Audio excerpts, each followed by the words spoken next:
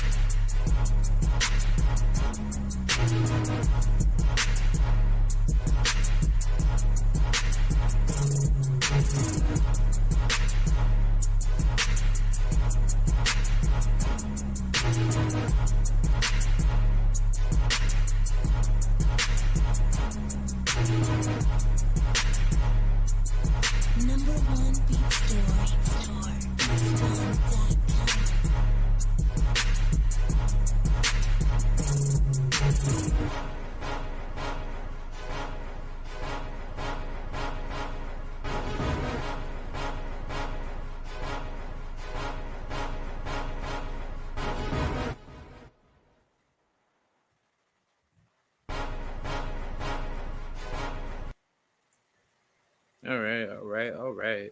What is up? What is up, YouTube Boxing family? It is I, K right here. I'm back at it with another good video for you guys today. So, yeah, let's get right into it.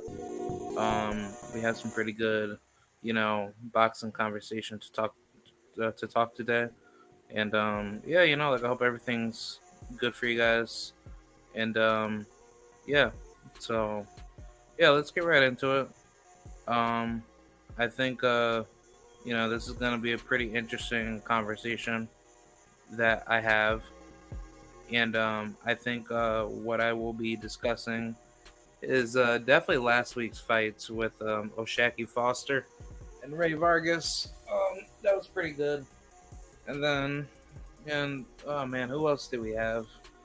I'm trying to think about the other fights that were going on. Um, I think that's it. But yeah, I'm not too sure. What was the whole deal with everything. But I I don't know. Like I think Oshaki Foster, he did a good job with Ray Vargas, and it was a pretty good fight, and I enjoyed watching it. And I'm happy that Oshaki Foster, he won. He did what he had to do, and he solidified the victory. Um, Hold on, give me 1 second. Give me 1 second. Hold on. Um, yeah, I have a decent Wi-Fi.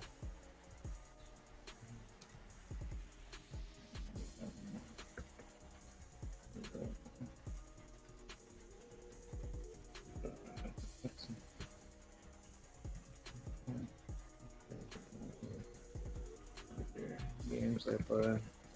Run.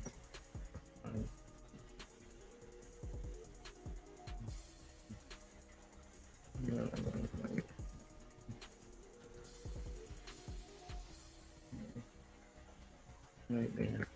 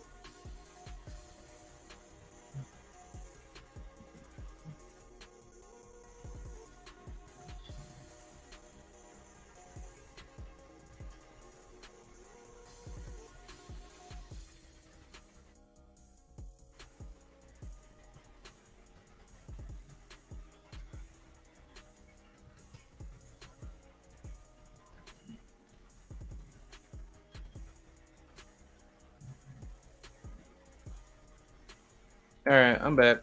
So yeah, either way, Ray Vargas he had a pretty bad outing with Mr. Oshaki Foster. Oshaki Foster dominated him.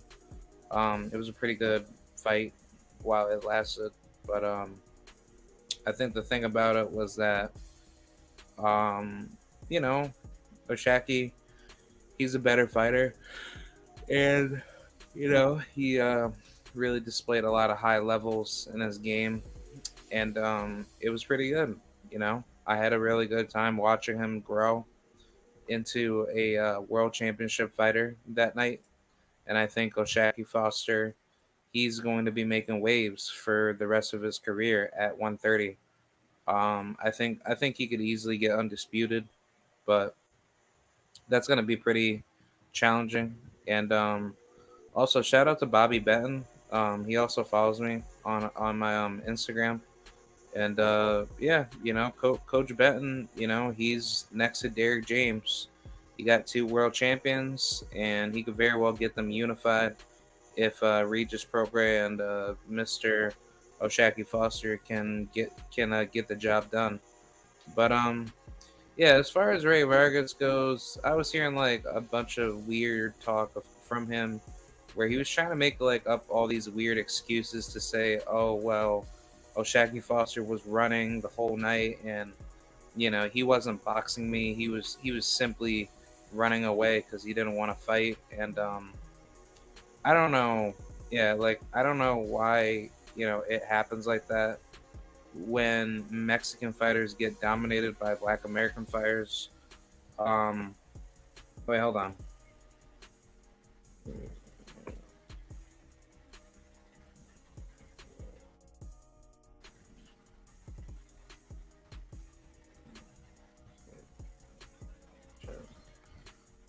All right. All right.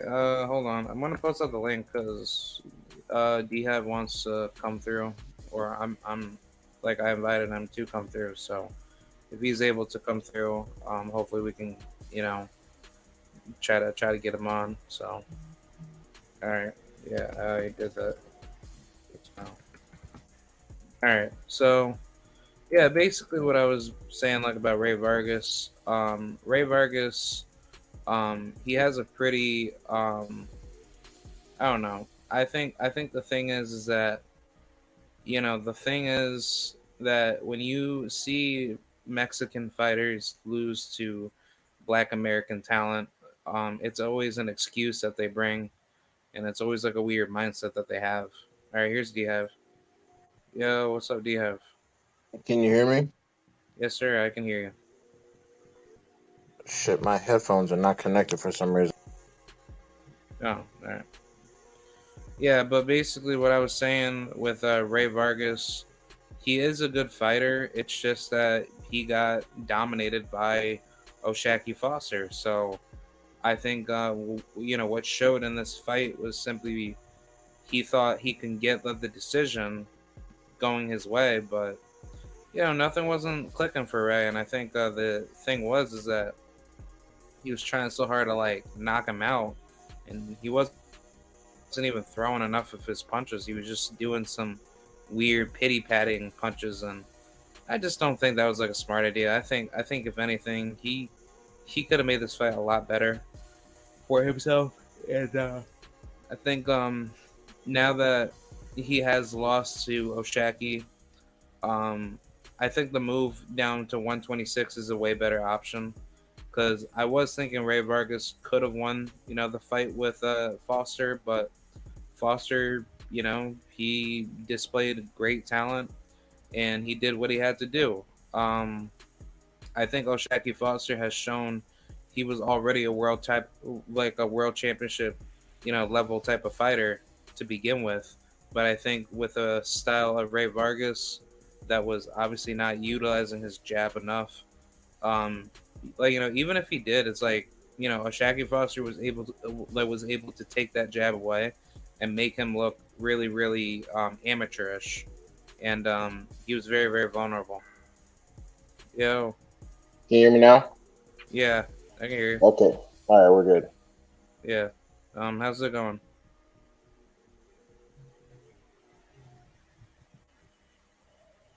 Yeah. Anyways, so what's the topic of discussion? I'm just rehashing the Ray Vargas Oshaki Foster fight. Oh yeah, that was something else. Yeah. Well, for those of you that might know or might not know, I picked Ray Vargas to win. I didn't pick him to win spectacularly. I just thought he would outpoint Oshaki Foster. But yeah, man, Ray Vargas came in there. He looked heavy. He looked slow. He looked sluggish. He didn't really throw many punches.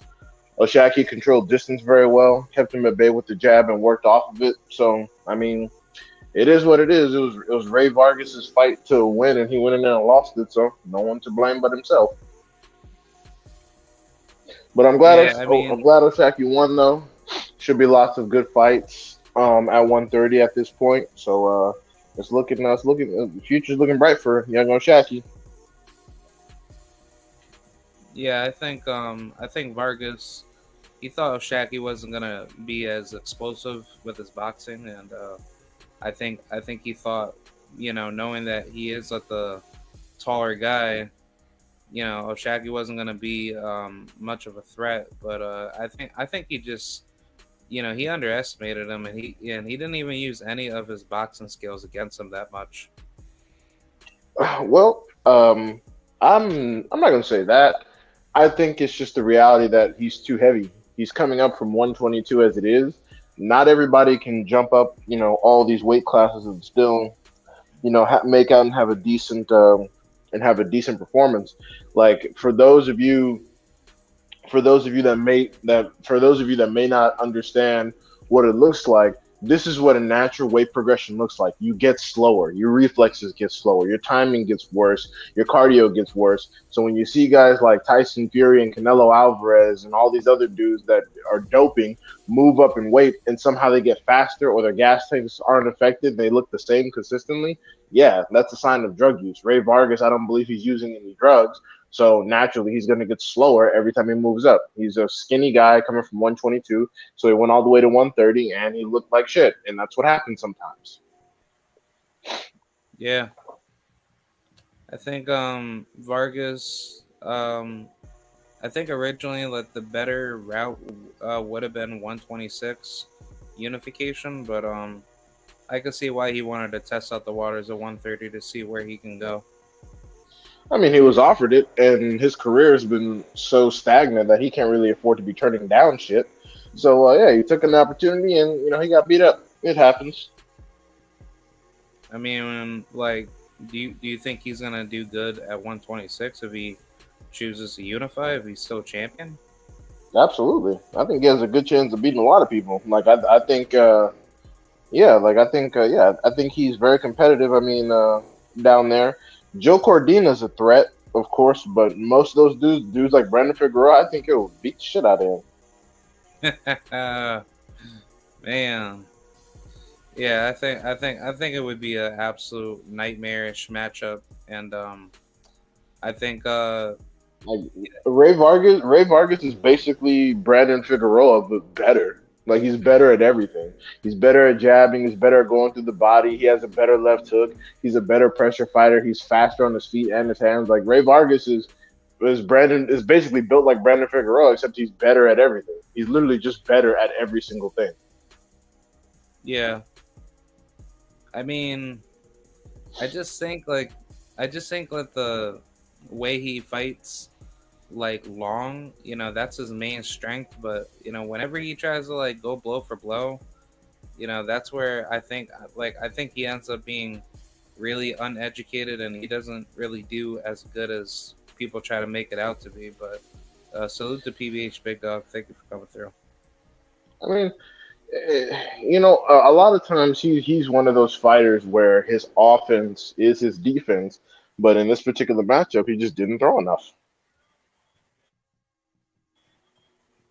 Yeah, but on top of that, like with your argument saying that he looked a lot slower and crappier at 130, why wouldn't anybody take advantage of that at 126 or below?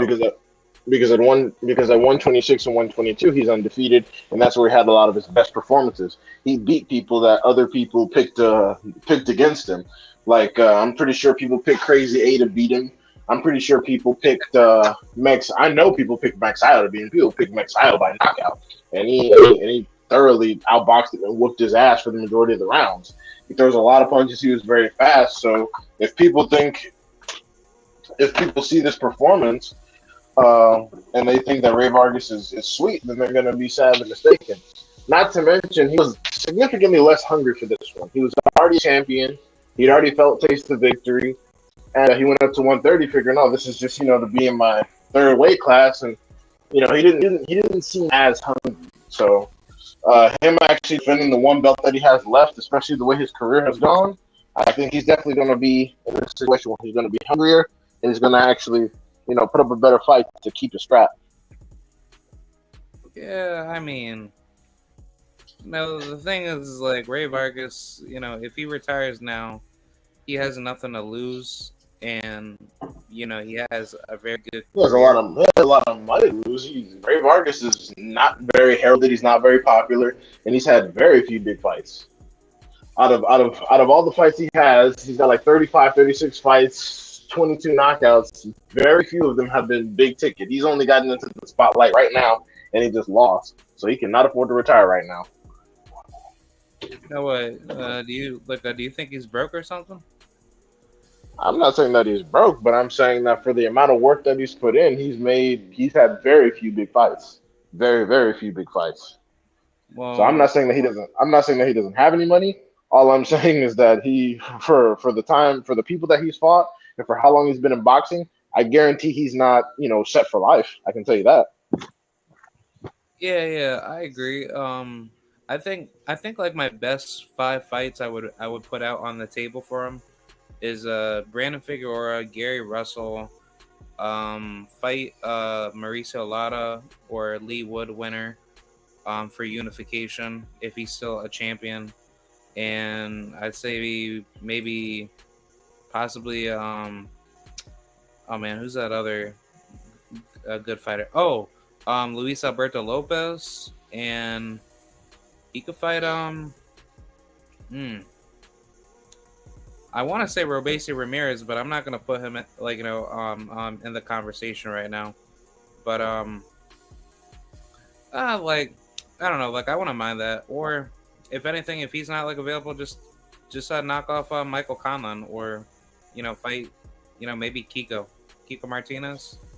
No, I don't want to see Kiko go through any more shit. I don't want to see all that. But those, yeah, no, bro. Kiko's is like I mean, he's put in a lot of work. He's probably the greatest Spanish fighter in history, but he's got like 13. Yeah. He's got like 13 fucking losses. Ain't nobody trying to see that shit for real. Yeah, no. The rest of those names though are good. Definitely the champions.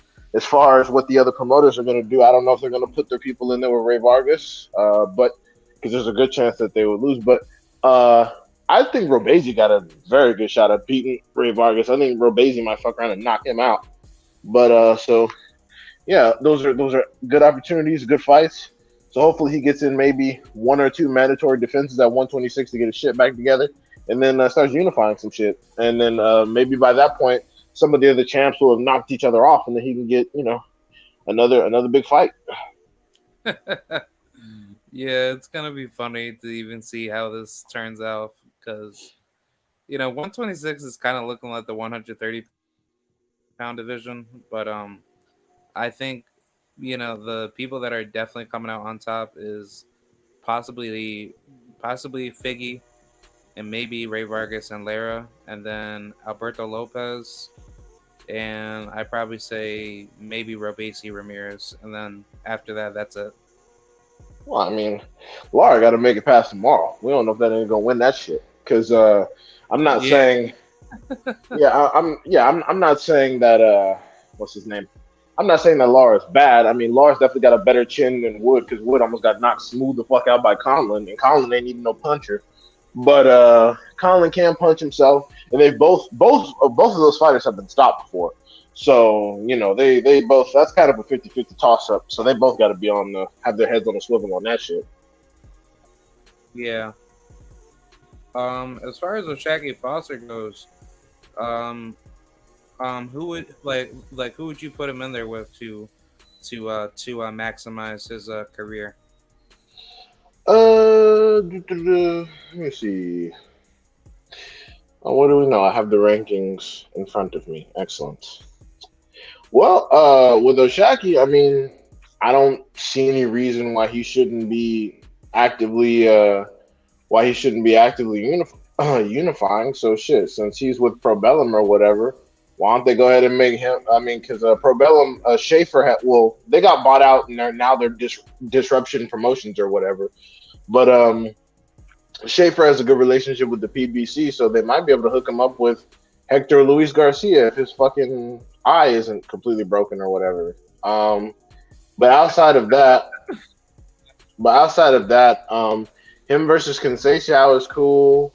Oscar Valdez may not. I don't know if they're gonna fight Emmanuel Navarrete, so that's a good one. Yeah. So those are some good ones. Albert Bell is cool. Lamont Roach, but Lamont Roach is gonna go and probably try to get Hector Luis Garcia because he's number one for that belt. So that might happen. Well, actually, no. Roach has got a fight coming up, I believe. Lamont Roach is fighting. I know he's fighting somebody tough, but I forgot his name. Yeah. I was gonna say Lamont Roach got a fight coming up. Yeah, he's fighting. I think he's fighting. Maybe Rakimov? No. I think that's Joe Cordina. No, yeah, Cordina got Rakimov. Okay. Hold on. Who is he fighting? Oh, I don't think it says anybody, but I know. But I know that I heard that it's somebody within the top 15 or top 25, but I don't know who it is. Yeah, so I'm just not gonna answer that. Okay. Yeah, but I know he's got a fight coming up, so he might be a little bit busy on that front. But yeah, no, he's got some good options outside of unifications. Unifications will be best, but we know sometimes that can get tricky. Yeah. I mean, him and William Foster III would be a great fight, or Henry Moncho LeBron, which I thought him and Nova were gonna fight each other, and for some weird reason that fight got canceled. And what's the first name you said? Oh, Henry Moncho LeBron. No, the first one before that. Abraham Nova or William Foster III. William Foster the third is the guy who gave Edwin DeSantos his only loss, right? Yeah. Yeah. That nigga needs to fight some more. I want to see what's going on there. That's gonna be some good stuff. Yeah, he's really, really good. He just beat Avery Sparrow recently. Oh well, I mean Avery Sparrow, but I mean still, but yeah, I want to see that's some good shit. I want to see more of that dude. All right, we got TS Boxing. What is up, my brother? What's going on, man? What's going on, guys? Yeah, how's it going? All right, Cook. What do you got? I mean, I'm just playing off what you guys are talking about. So just I'll chip in my 2 cents whenever. Don't want to break anything up. Yeah, do you have anything or? No, I'm just seeing whatever you guys are talking about, and Well, we were just talking about potential matchups for O'Shaquie Foster after his victory over Ray Vargas. Now that he's at 130 and has a belt, and the 130 divisions, need to get moving. But we don't know. Honestly, real talk, realist talk. He's probably just going to do a standard title defense against some random person. Just to have the belt for at least one other fight. Get another decent paycheck before he talks about unification because Joe Cordina is going to get the belt back off Rakimov. Got to decide what they're going to do. Shit. Honestly, because what's his name? Hector Luis Garcia, he got his belt from Roger Gutierrez, who's coming from the zone anyway. So maybe Cordina might go over to Showtime and try to unify. Who the fuck knows? See if he got the sack to do it. But yeah, no, 130 and 126 are looking real interesting. Because I'm one of those people who think that I'm not saying that he would have won.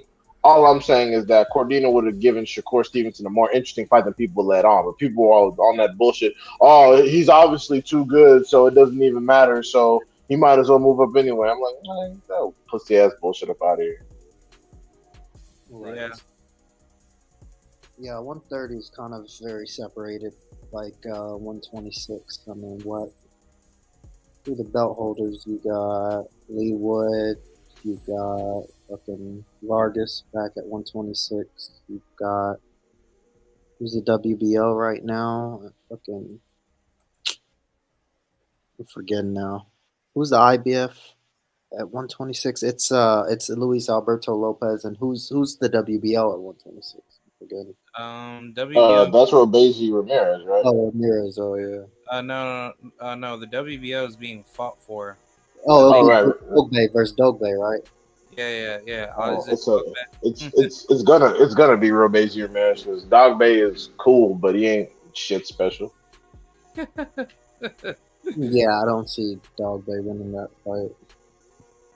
Yeah, he's gonna get blasted. Yeah.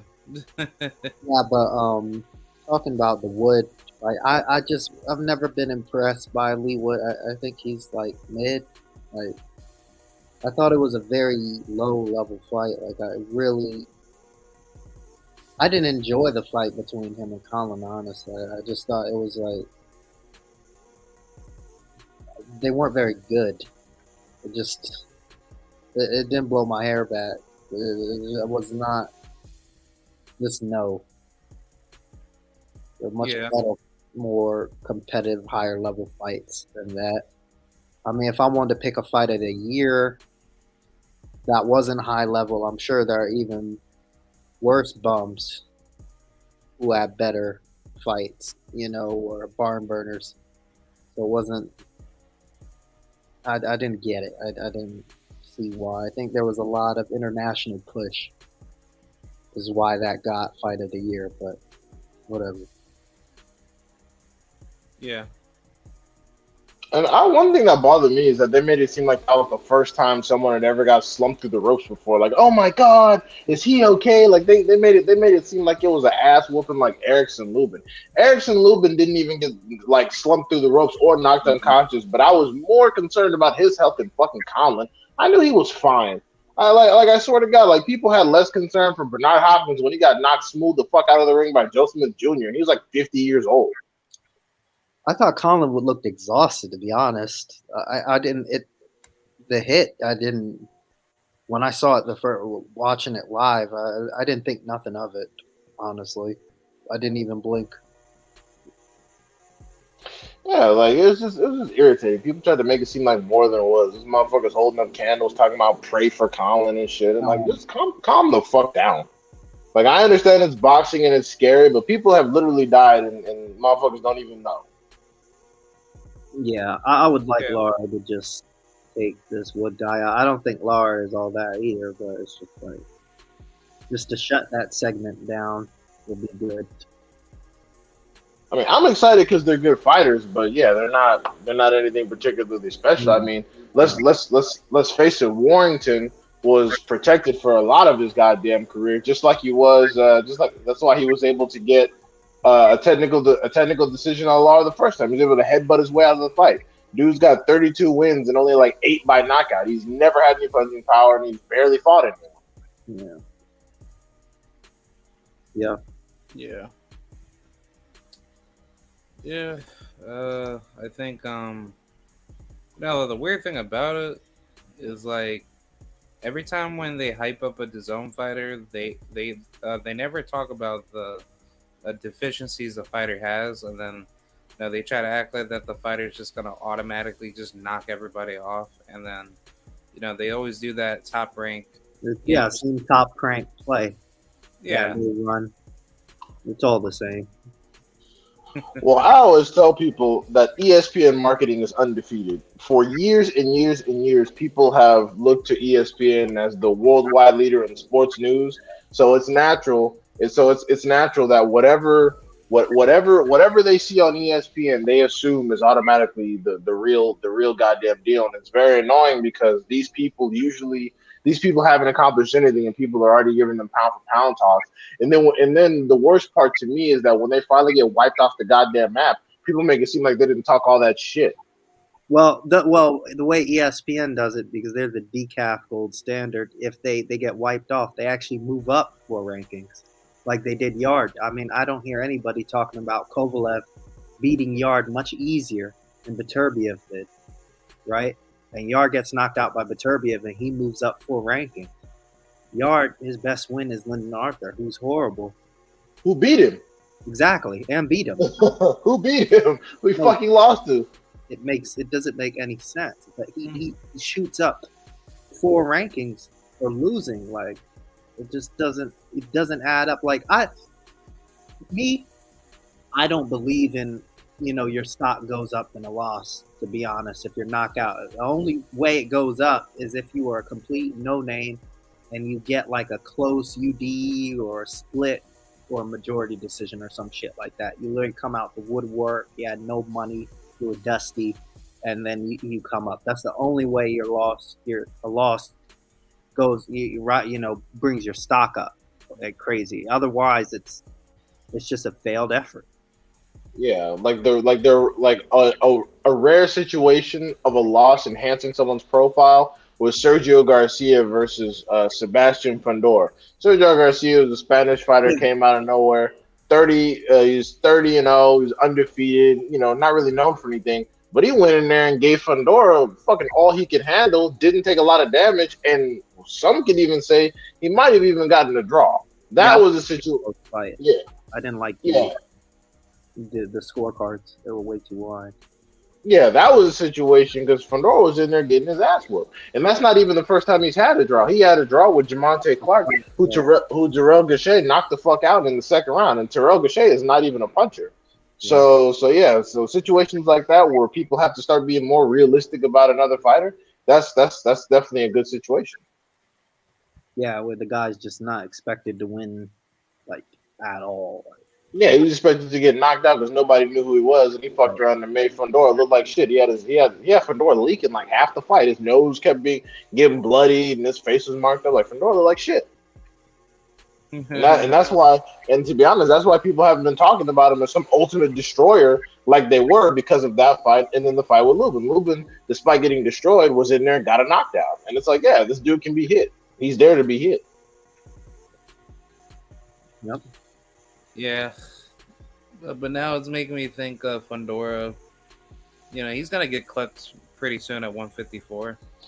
Bro, Jermell Charlo, I don't know what people are talking about. Jermell Charlo would beat his ass. I'm talking whoop the shit out of him.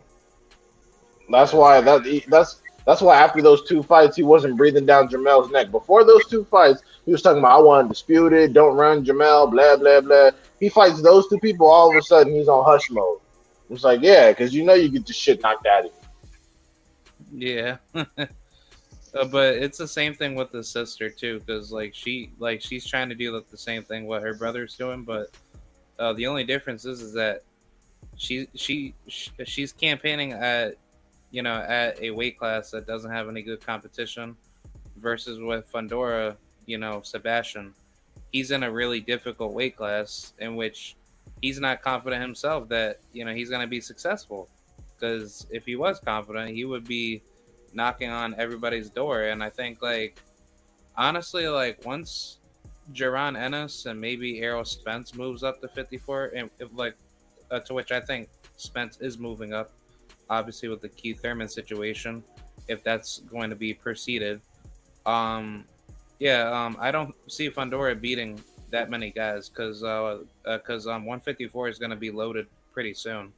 You know, with like Shit, a lot of guys. I want Fundora to fight Danny Garcia if he's really bad about it. But Danny Garcia over here talking about. Danny Garcia was talking about. There was a rumor going around he's fighting Lara, but Triple G and Lara just got ordered. Thank God. But yeah, I would like to see Fundora fight Danny Garcia. Go ahead and fight Danny Garcia and let's just see what happens because it's very Danny Garcia looks like a basic fighter, but it's hard to whoop his ass. It's very very difficult to whoop the shit out of him. And the only person I've seen really whoop his ass was Errol Spence. Yeah, like I just think Fundora, like he's really trying to push it to a level that he can't get to, or he's not even good at maintaining. Because the problem is that PBC has been pushing him pretty well, but he's not even confident he could even beat these guys. So it's like why are you even at 154 anyway? It's like you don't even look naturally fit for the weight class, to begin with. But I think Fundora. I'm not going to say he's not confident. I just think he's calmed down some and gotten more realistic about his ability, which is fucking fair. Because people talking all that towering inferno shit, I'm like, yeah, that sounds good, but what happens when someone aggressively goes to your body and starts giving you the proper uppercuts? Then you don't look as good. So I think it's perfectly fine that he's being more realistic about his ability. And it's like, yeah, that's all we're trying to say. Yeah. And also him trying to, I think one time he was implying that, he's talking about Jermell Charlo might leave the division. I'm like, bro, nobody is fucking ducking you, dog. Because I remember they were saying Jermell Charlo's going to duck Tim Tszyu. And then when the fight got made, they said, oh, well, he's going to duck Fundora. It's like, bro, what are y'all going to say when he beats the shit out of all these people? You're going to say they weren't good. Yeah. But on top of that, like I don't understand why Fundora, he's not trying to fight anybody else to stay busy. And it seems like, he prefers to take more time off rather than fight all the other 154 fighters, because he could easily do that while you're waiting for your title shot. But it's like, he's not even getting better every time he fights now. Like, he's just showing more deficiency, and it seems like he's just trying to rush for like a knockout by just throwing like a bunch of flurry punches. Has he been calling out other people aside from maybe Jermell? I remember people going around talking about, Tony Harrison is ducking. I'm like, by fighting Tszyu? The fuck? Like, Tszyu might beat Fundora. Like, if we're being honest with ourselves, shit. Yeah, he could definitely beat him. Yeah, and not to mention he's going all the way to Australia. Like, come on, bro. Yeah. Yeah. I mean, Harrison, if Tony beats Tim Tszyu, that's gonna be awesome. But I think Charlo and Harrison 3, would be a good final closeout fight for the 154-pound division. It'll be all right. But all Tony Harrison would do is get knocked out quicker than last time. To be honest, I mean, don't get me wrong. I like Tony Harrison. Tony Harrison's good. Very, very, very underrated. Very underrated boxer, but all he would do is just get knocked out. Huh? Oh man, like I can't even say that like to Tony because I like Tony a lot. I like him too, but have you seen the improvements Jermell has been making? It's over. The way he handled Castano that second fight, if he sticks to that game plan with everything he was in there doing, I don't know who the fuck beats him at 154 aside from maybe Charles Conwell, and if his fucking brother decided to come back down and beat his ass. That's it. I can't really. I'm not sure. Okay, I'm not gonna lie. That Barkimov guy, who's the mandatory for the IBF, he's fucking dangerous. No one's talking about him, and he might be more dangerous than everybody we're talking about except Charles Conwell. Because I think Charles Conwell, he has a good chance of beating both. But that IBF Mando guy, I've been watching some tape on him. That motherfucker's serious, and people need to start taking notes on him. Oh yeah, Bakram Murtazaliev. Yeah, that dude is fucking serious. Yeah. He's a time ticking bomb. He's a monster. Yeah, so if they're gonna stay at 154, they need to start watching tape aggressively and develop a game plan on that son of a bitch. Because he is I'm not gonna say he's intelligent pressure, but he's very aggressive pressure, and he has good punch accuracy and punch variety. So they need to be careful with that motherfucker.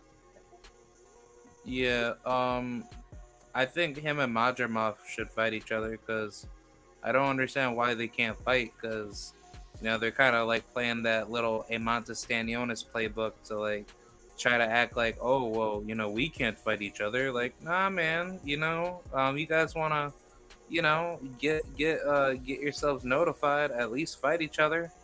Cause Well, like, Stanionis was trying to fight Spence, and he just took 2 step-aside bags instead. But Stanionis has been fighting good competition, so I don't know if that's a fair comparison.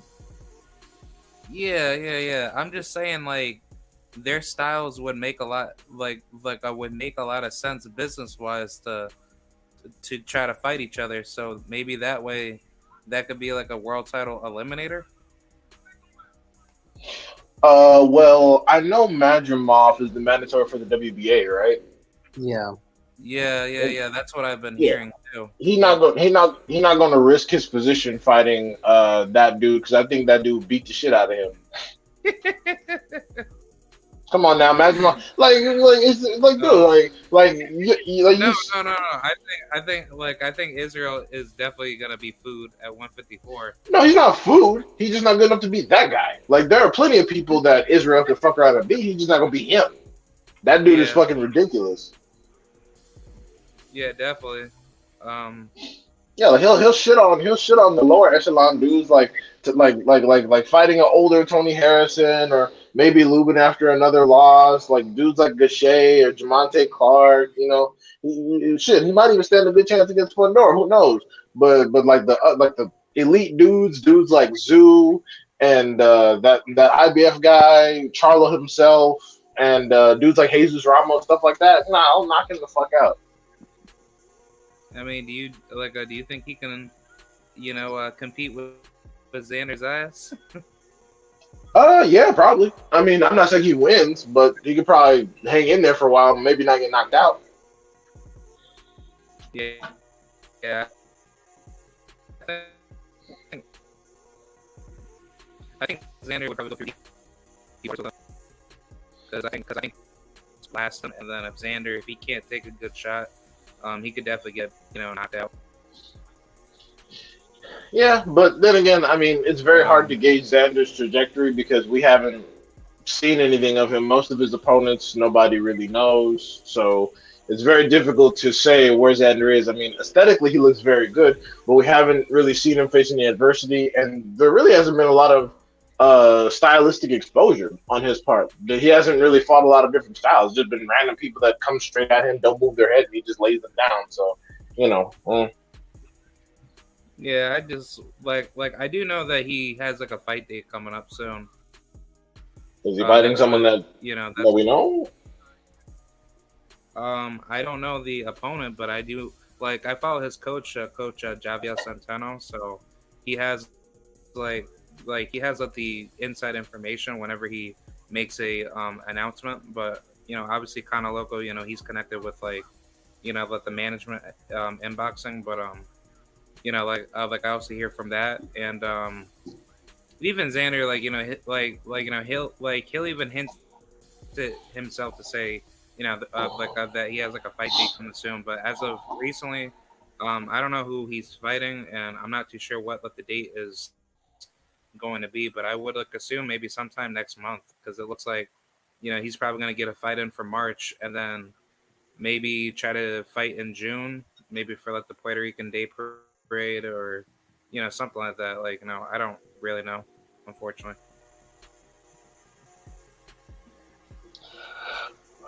Okay, well.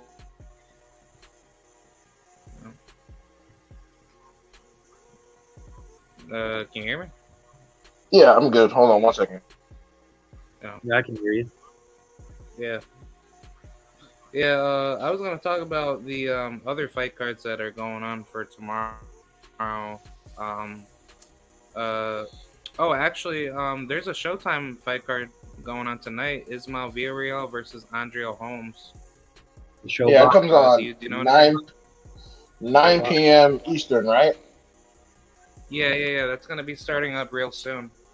In about shit. an hour. Oh, okay. I gotta get some fucking food in here. Um, no, I haven't done any preliminary research on that. I was just gonna watch it while I work, to be honest. Yeah.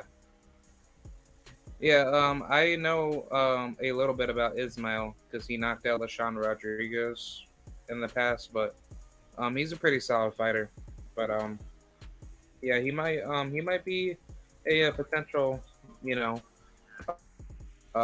contender for 154 if he looks good tonight.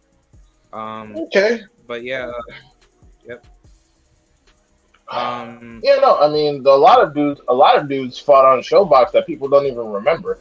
Like for example, when Devin Haney was first getting started, he fought on Showbox. Yeah, I So that's remember. why I always laugh when people are like, "Oh, this person will never come to Showtime. This person will never come to PPC." I'm like, half the people you've seen have already fought on fucking Showtime. You just don't watch that much boxing. Yeah. Like Charles Conwell has already fought. Charles Conwell has already fought on Showtime. Regis fought on Showtime. A lot of these dudes have already fought on Showtime before. Yeah. Yeah. That's why the bullshit sides of the street thing pisses me off, because half the people they say won't cross the street have been across the street before. That's why whenever people say that and they try to think they're business aficionados because they see some shit on Twitter, it makes me fucking sick. I'm like, oh, they don't want to cross the street. They'll never cross the street. They won't cross the street. Half of these people have already crossed the fucking street. Otherwise, boxing wouldn't happen. What do you think about all that? It's been so time is going to be out of business and we're moving on somewhere else and all this. It's not real. Let me tell you something. In this world, especially in the United States, when two parties see a viable opportunity to make a lot of money despite their meager differences, whether that be racial, gender, whatever, they're going to find a way to make it happen. Whenever, and the thing is too, whenever two fighters are signed to an organization, even if they have exclusive contracts, it's up to the fighters that really want the fights to push for them to make them happen, and they usually end up happening. Even if that means that one fighter has to wait out their contract and go somewhere else to make the fight happen. When two people really want to fight, they can push their promoters and twist their arms to make the fights happen. The sides of the street bullshit is usually used as a ducking mechanism, or to hide a petty to hide a more petty reason to why one individual doesn't actually want to fight. Because sometimes fighters will hide behind their promoters. They'll just say, "Oh, you know what my promoter said, it's the business," when really they didn't want the fight anyway, and it's just a good excuse. Like Terrence Crawford has been hiding behind Bob Arum for years, but at the same time he's managing to fight PBC fighters. How the fuck is that happening? Like they'll like, for example, everyone over at Golden Boy, they look at what's happening with Ryan and Oscar right now. All they got to do is sign some paperwork and shut the fuck up. But instead, they just keep talking about all these random business tidbits. Oh, if there's a rematch clause, then we're gonna need the zone to have this. We're gonna need the zone. I'm like, bro, we don't even have the first fucking fight. You're talking about a rematch. Just bringing up all kinds of weird, irrelevant shit. So, like the business, the crossing the street thing has never been a legitimate barrier to making fights. It's never been. It's some bullshit that Timothy Bradley said one time in relation to Terrence Crawford, and everyone fucking ran with it. And it's because he was protecting one of his fellow employees. Dude don't want the fights. It's very simple. Motherfucker just say some shit one time and people just keep quoting it. And if we repeat it, that's the thing. If you repeat something long enough, dumbasses will believe it. Yeah. That's the truth. If you say anything enough times and just repeat it long enough, eventually stupid motherfuckers will believe it's true. Yep, they think that the sky is purple. Yeah, just repeat it enough times. That's why whenever I tell people it's 2023 and people still don't understand that Terrence Crawford has fought 5 PBC fighters, they only know about fucking Sean Porter.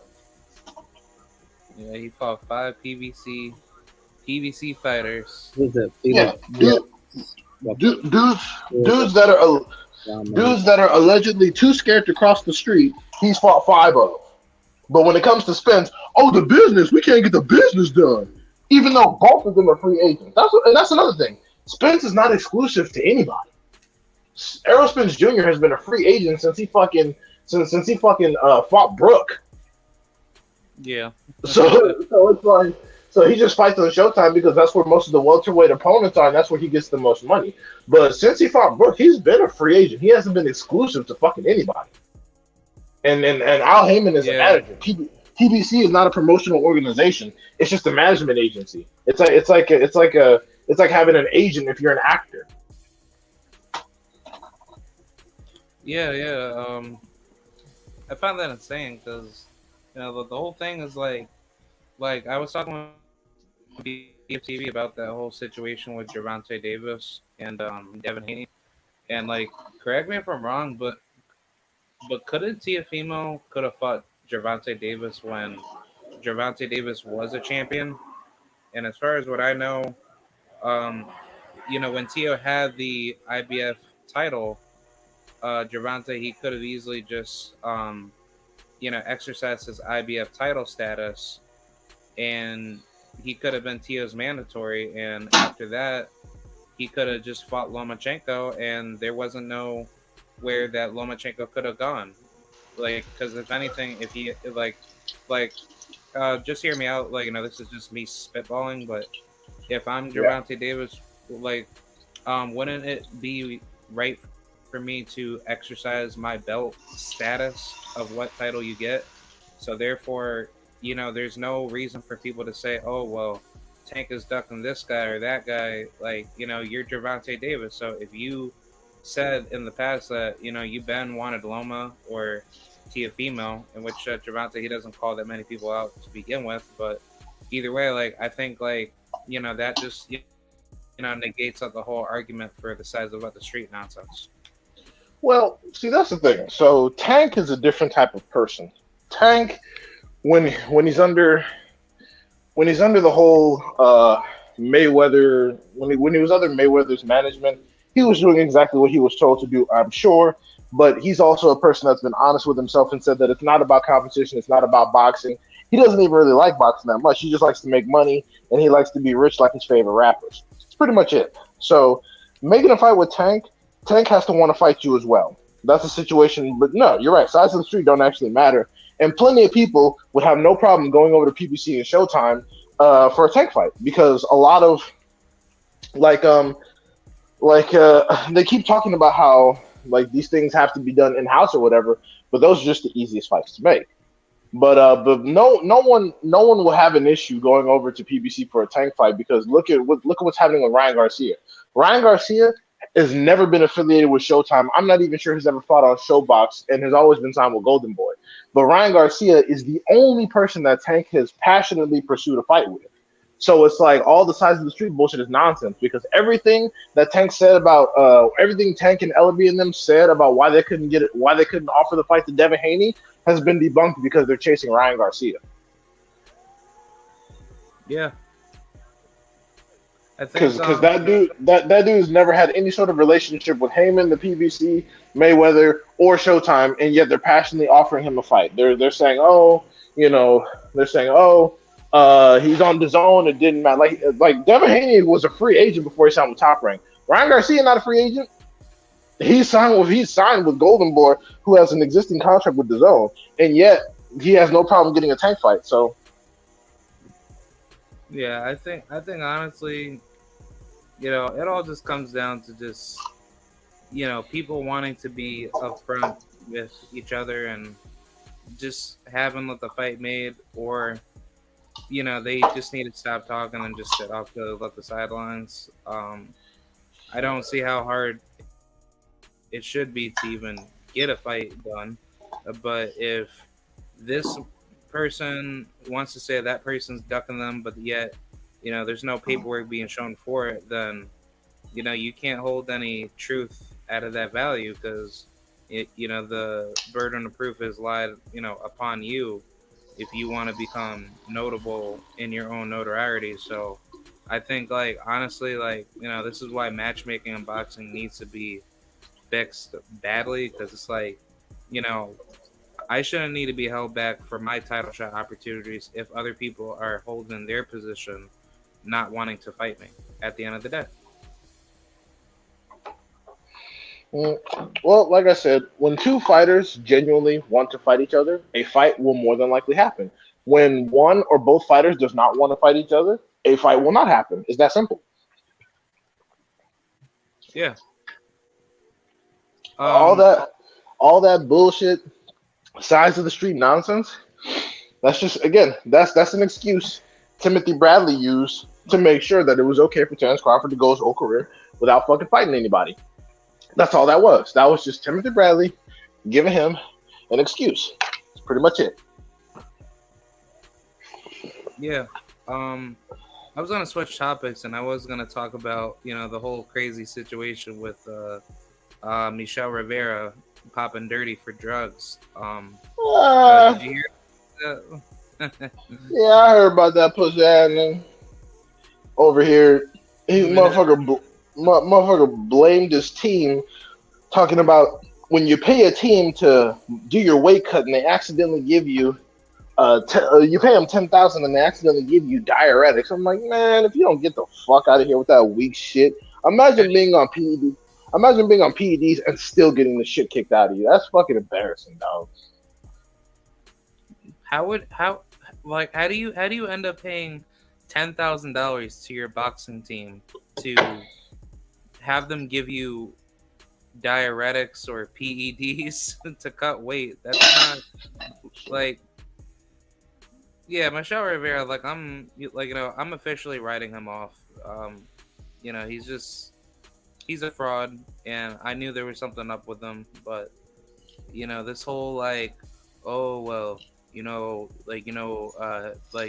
so-called Latinos don't get that many title shots, blah blah blah. It's like, dude, this is why no one took you seriously at the very beginning, and I was just thinking I was literally thinking inside my head, if he was ever gonna cheat, it's gonna be something like this where he gets obliterated by another black fighter, and he just doesn't hold his career, the same anymore. And I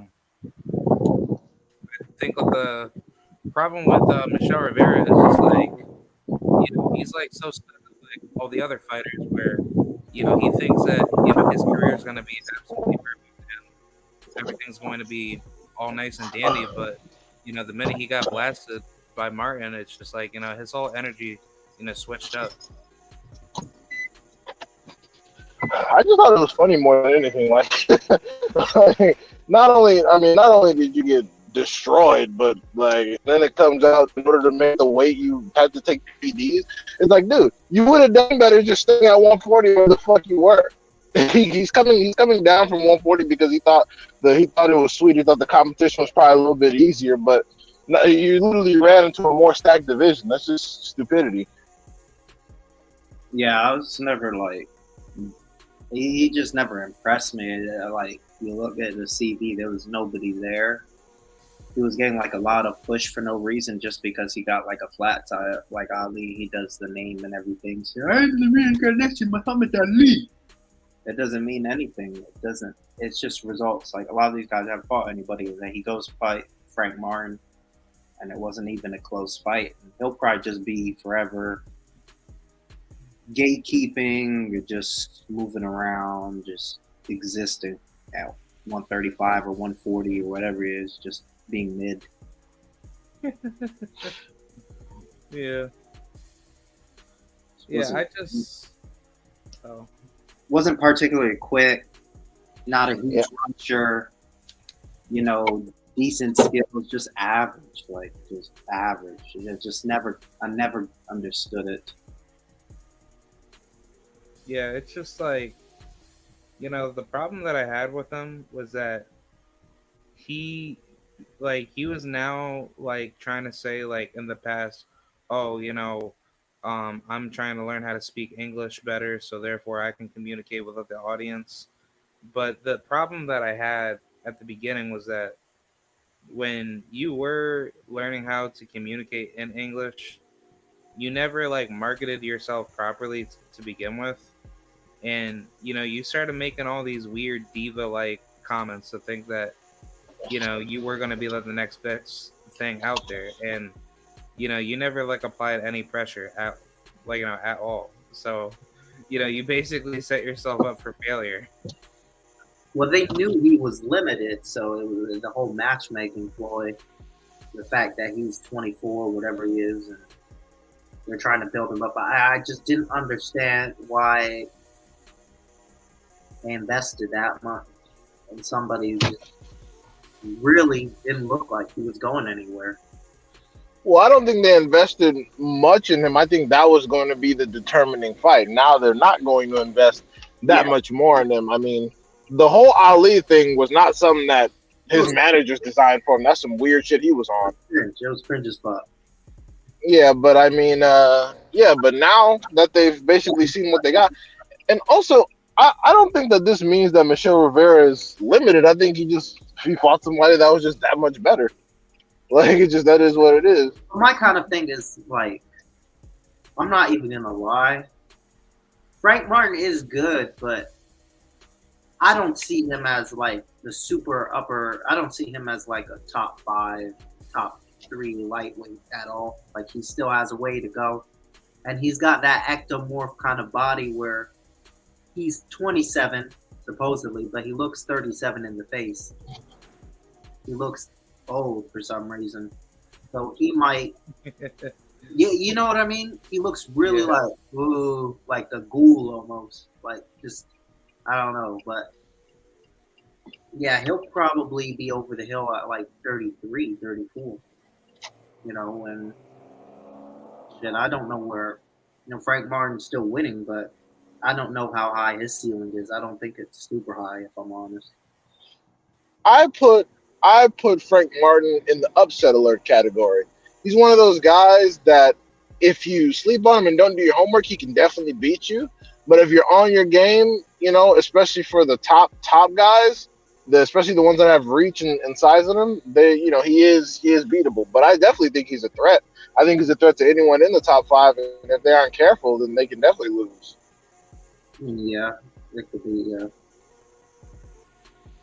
Yeah, I'm really hoping, if everything, well, I don't know, like I want to say that I like to see Martin versus Gervonta Davis next. If Gervonta and Ryan Garcia is not going to happen, because I don't think it's going to happen. But I never thought that fight was going to happen because Ryan never wanted it. Hey, I never wanted it. He was offered this fight before, and he said he was fighting Pacquiao instead. Like, this boy didn't want that fight. Hey, don't be scaring Ryan Garcia, man. You gotta give him confidence. He never wanted it. It's just wasting time, and also it gives them both an excuse to not fight Devin Haney because Ryan calling the WBC and requesting that he no longer be Devin Haney's manager was some of the most pathetic shit I've ever seen in my entire life. Yeah. I had another question. This is to backtrack real quick to the Michelle Rivera. Who's this PR team for Michelle Rivera, this Broadway Joel guy? I mean, I saw him tweet they was going to do an interview, then didn't do an interview, and tried to defend him, and didn't defend him. And Yeah, is he like a plant? He's just a random Dominican dude who wants to have a YouTube boxing career. That's it. I don't think he has any real experience in boxing. I don't believe he has any real experience in journalism. He's just or any sort of other writing. He's just a guy with a regular job who's active on Twitter and wants to make a career out of doing YouTube boxing content. Nothing more, nothing less. He's using the Dominican thing as a shtick because there's not that many Dominican fighters, and even fewer of them are actually good. So, it is what it is. He just wants to be in the mix, I guess. Yeah, I don't like him. I think he's like a culture vulture. I watched several of his live streams, today, and he has that guy named Lefty, right? And all those other weird ass, Well, people only use that group to get publicity when they're new to the Twitter or YouTube space. They only do that to get certified by that group because for some reason people have decided to make them the gatekeepers of who's certified and who's not, even though, again, most of them are just like us, work regular jobs and just like boxing.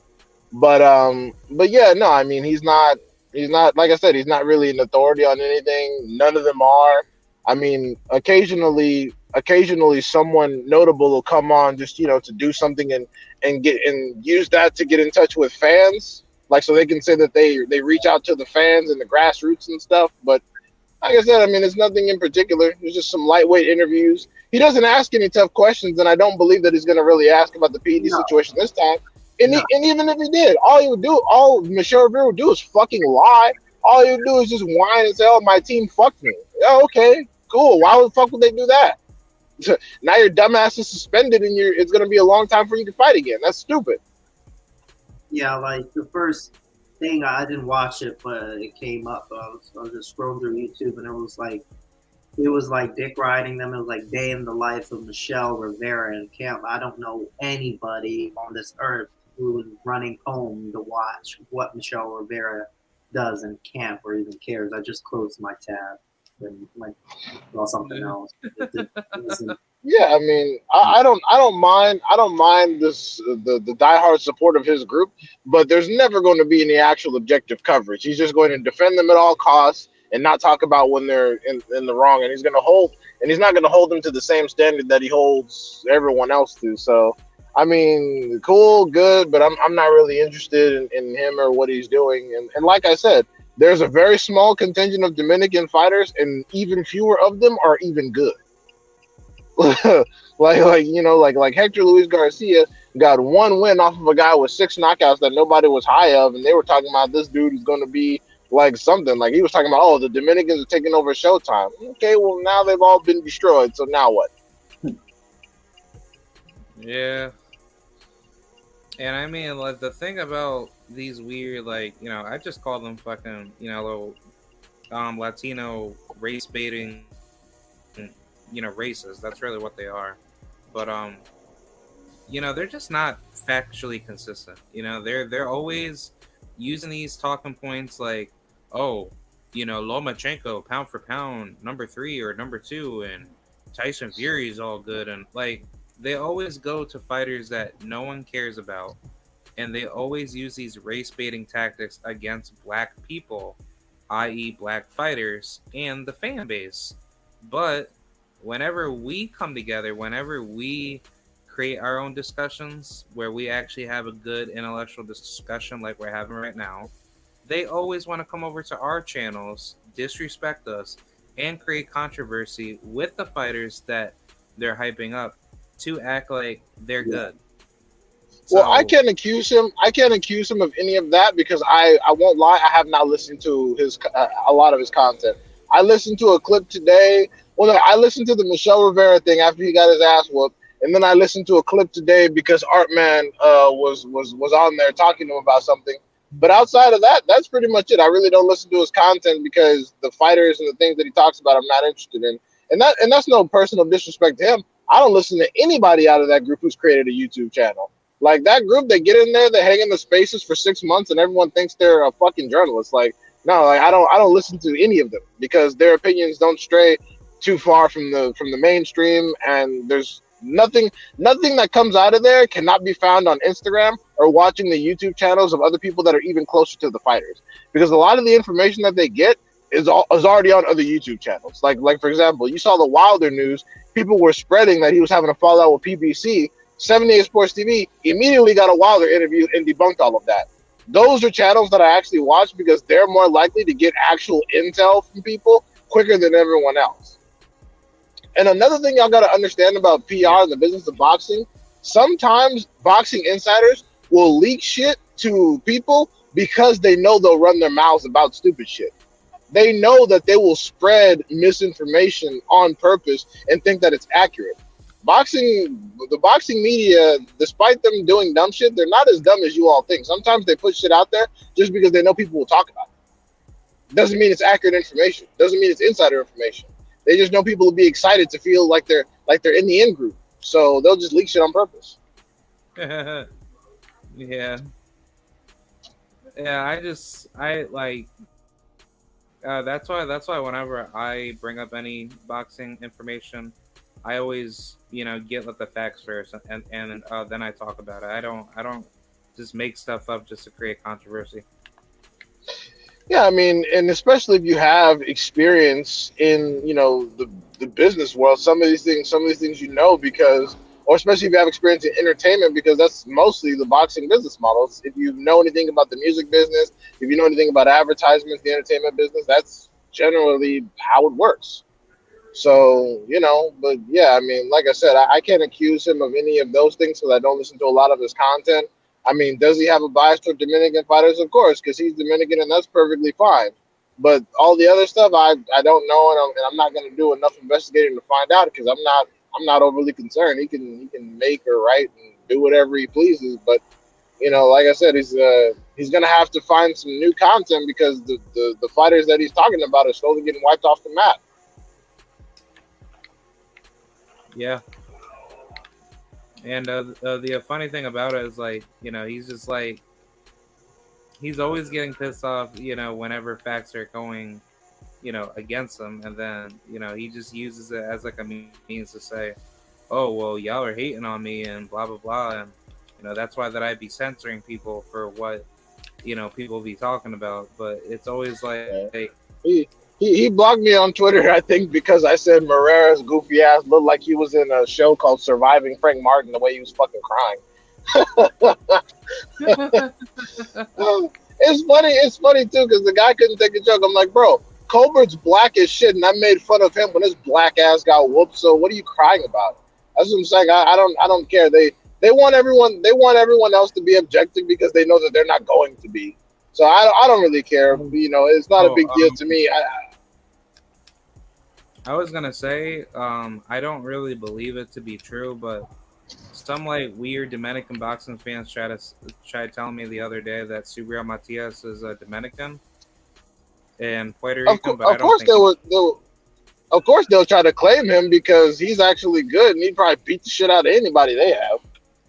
Yeah, but Subriel doesn't even claim Dominican. He claims like Puerto Rican, and not one Dominican like boxing fan out of that group even says anything like about it, and they just try to act like as if like Subriel Matias is on their side when he's really not.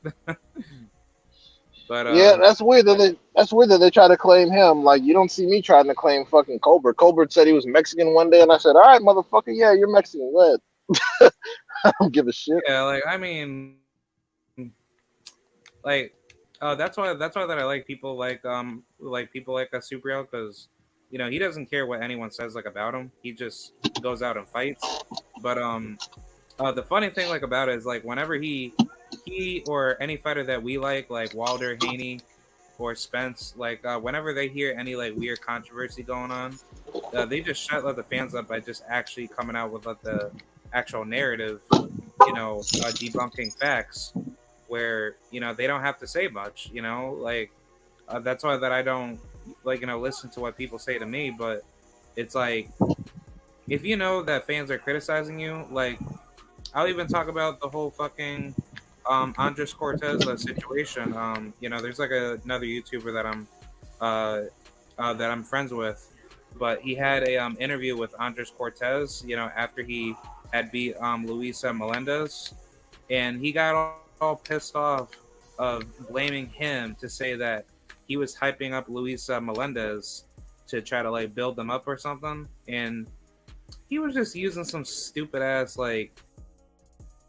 comments to say, oh, you guys are basically like asking him questions to like build him up for the fight, between him and Cortez, and he was just making up, any lies that he could try to find to say that, they weren't on his side, and it was just like a bunch of like nonsensical, banter. But like for stuff like that, fighters that cling on to narratives like that, they'll always do that to try to attack people that are more logically consistent, bringing out the facts in boxing versus they're more comfortable listening to lies, that are brought, within any social circle.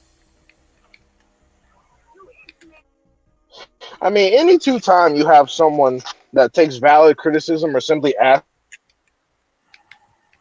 usually don't have good intentions.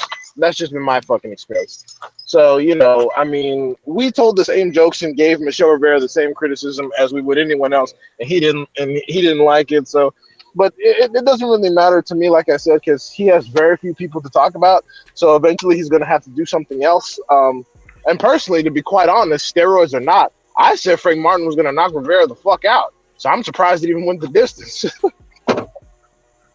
Yeah, I actually had Martin knocking him out in 2 rounds because I didn't think Rivera's chin, was gonna hold up, and people thought I was crazy. But I'm like, dude, like, Michelle Rivera has been hurt by people that can't punch. Like, so, I mean, like, what makes anybody think he's that good? Like, I knew that this fight wasn't gonna be a good style matchup, and honestly, Well, you might have been a little wild for the 2 rounds thing because I think Rivera is talented. I just didn't think he had anything. He was good enough for Frank, and it's funny because the popular discourse on Twitter was, Michelle Rivera is just this ultimate badass. He's just such a superior boxer. He's gonna control the fight with his elite jab and all that good shit. And then when it didn't happen, motherfuckers got quiet. All of a sudden, motherfuckers don't want to stand on their L. Just like all the people, just like all the people that legitimately pick Yard to beat Better Beef. Like, oh, come the fuck on. I mean, Anthony Yard, like, he was supposed to. Anthony Yard had no fucking shot. Zero. I've seen this dude get his ass whooped and controlled by a simple jab. He had no fucking shot. He had less of a shot than Marcus Brown did. Mother. Yeah, but aren't we supposed to stand up for the black fighters, right? That's the thing. I'll stand up for the black fighters, sure, but I'm gonna be honest about what I think they're capable of. I'm not gonna say these niggas are supermen. But some of them are top notch and fantastic, and other ones are marginal. Like Chris Colbert is black; he's fucking marginal. I never thought he was gonna be some pound for pound top dude. That primetime little B-hop shit, he couldn't even pick a fucking nickname. You should have seen. I gotta find it, but Herman Caicedo, I think, was brought in just for that camp. That just for that one camp. And after the fight, like he does an interview with like some guy. I gotta find it, and he was like, "Yeah, when Colbert got dropped, he kind of played defensive. He was like, that's not something I would tell my guys to do. My guys wouldn't do that. But hey, like it was sneak dissing him for being a coward." And I'm just like, wow. I know Herman Caicedo's not talking shit. He coached Jason Rosario like his whole career. Jason Rosario is retired right now. Got his ass whooped. Rosario's horrible. I never thought he was a horrible unified champion. He was probably as bad as Ndongo. Probably worse than Ndongo, which is saying something, but not much worse because they're both bad. I mean, he had an opportunity to be good. He just never made the proper adjustments. Even after every loss, he fought the same exact way. I mean, don't get me wrong. After clipping J-Rock, sure, he looked like a monster, but it's just, and also he has some issue with his body. He's like Keith Thurman. He just he's has some fucking weird spasm, and he can't handle it. Well, it's everywhere. It's not just his body, but his head. Like what he does when he gets hits to the body, dude, he starts spasming and starts like, whoa, like curling up. But then when he gets hit to the head, like he'll like be short circuits, and then right after, like he'll bang his gloves together like he's okay. And he's like, no, you're not. Yeah, I remember he did that with Charlo, and I thought that was weird. I'm like, no, dude, Charlo's getting ready to finish you off, bro. You better put your goddamn hands up. He did it with Lubin too when he got clipped. I think it was like a right hook at the end of the round. He goes, Oh yeah, Lubin stopped him too. Yeah. Somebody said that he might have a neurological problem, dude. He is like just no resistance across the board. I don't know what it is. Yeah, his issues. Yeah, he might have a nerve issue like Amir Khan has. Like I know Amir Khan. I'm pretty confident Amir Khan has a severe nerve issue because like his chin can't hold up to shit. Yeah.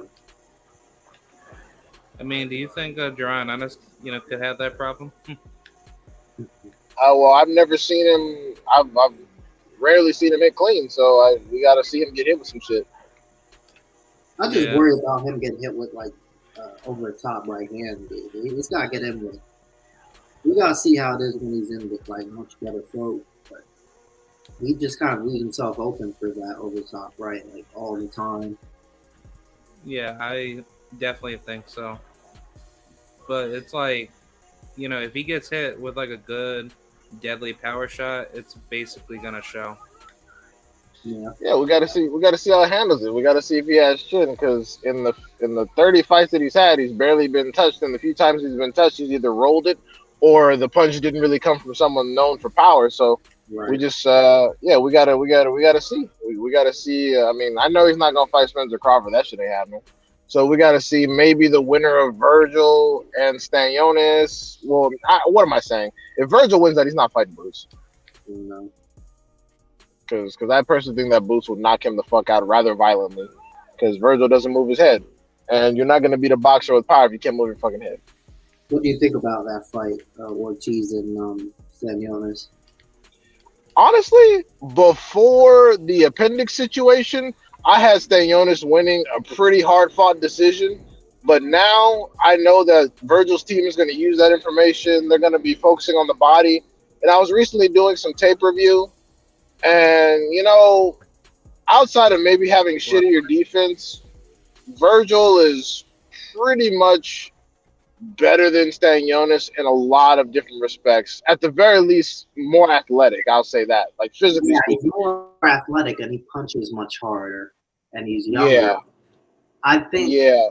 Stanionis is. I like his style. He's like straight up and down, but again, he doesn't punch particularly hard. He's not super fast. He just does everything well, and I don't know if that'll be enough. Like, he needs something to get Ortiz off of him, and he went the decision with Delorme. He's one of like 2 weight classes. Like, that's not good. Yeah. I will say this though. Stanionis is definitely in a position where he can handle more adversity. He is a much more mature fighter. When Virgil, like, if he clips Virgil clean and Virgil gets rocked, he has a good chance of being able to finish Virgil, because Virgil will panic. He'll start throwing randomly. He'll either try to grab sporadically. Like, I remember when Mean Machine rocked Virgil was in there fucking panicking. Yeah. He was in there panicking. He could barely clinch. He just threw at him, and he did all kinds of wild shit. If Stanionis can focus and apply his power appropriately, he could potentially stop Virgil, either to the body or to the head, because Virgil's not more durable than Stanionis. I'll say that, because those shots that Butayev were landing, I don't know if Virgil would have been able to take all that. Yeah, probably not. Yeah. And then also Butayev, people don't look at that fight close enough. Butayev will knock out everyone Virgil has ever fucking fought. That was, I really liked that fight. I think that should have been like a co-main, to be honest, of that Spencer Ugas card. I don't understand why it was on the live stream, because it was a really high level. It was a hardcore, a boxing hardcore fight. Like, it was really technical. It was really good. I enjoyed that fight. It was excellent. And people forget. Butayev fought Besputin. Besputin is one of the best welterweights on the planet that no one talks about, but that's because he fought in Russia and he failed the drug test. That's the only reason why Butayev doesn't have an official loss on his record. But if you watch that fight, he fought well, but Butayev whooped his ass. But very few people have been in there with someone the caliber of even a Besputin.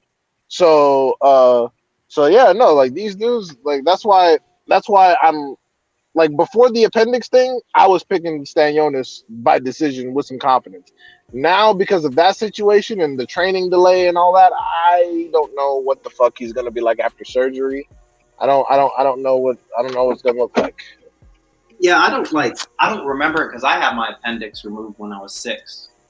So I don't remember, I know I was drowsy for at least 2 weeks. Like, I was in the hospital for a week, still after, because it was emergency surgery. But I know they moved it a month. What's the end? April 29th? Yeah. You're right. That's probably not enough time. I don't know if he had emergency surgery or not, or if they just got it, but yeah, I think it was. I think he was having appendicitis in the gym, doing something, and then they just rushed him in. Yeah, you're right. It's just a shitty situation, but I'll tell you this. People took away credit from Teofimo Lopez from beating Loma because Loma had the shoulder surgery. So now people got to take credit away from Virgil Ortiz if we're using the same logic. So that's why I tell people, but Huh? they won't. They'll say that the guy had, a super camp and it was the best he had ever been. Yeah, it's gonna piss me the fuck off because they do that, but because they want Virgil to look super good, all of a sudden they go, oh, Stanionis was this monster killer who was destroying everyone in his path, and oh, Delorme fought Terrence Crawford and blah blah blah. Like, oh my gosh, shut the fuck up. They do it with all of them that they want over somebody else. Like they do it with Joe Joyce. I mean, Hammer came in there on short notice, and all of a sudden, Hammer was really up for that fight, and he had been training the entire time, and that's why he gave it a good go. And all of this stuff. Joe Joyce is another one, but I don't want to be knocked off. I don't want to knock you guys off your pivot. Well, I personally like Joe Joyce, but he has this limited skill set. But another good example of what you're talking about is Hergovich. Hergovich fucking lost to Big Bang Zhang. That fight. He lost. I watched that man lose. I gave it to Zhang by at least a round, if I remember correctly. People were talking about Hergovich is this, major Billy badass, and I'm like, bro, like people barely know who this man is, and you want them to do an IBF eliminator. Jesus Christ.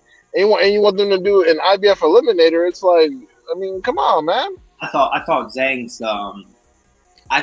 won, but he was kind of giving it away because his gas tank. He was just like was so gassed after the first 30 seconds of every round after 5. It's just like he's always had this gas issue. That's why I think it's gonna let him down his next fight, sadly. But he is a good fighter, and I like Zhang, but it's just. Well, I think Joyce is just too much. He's big. He's strong.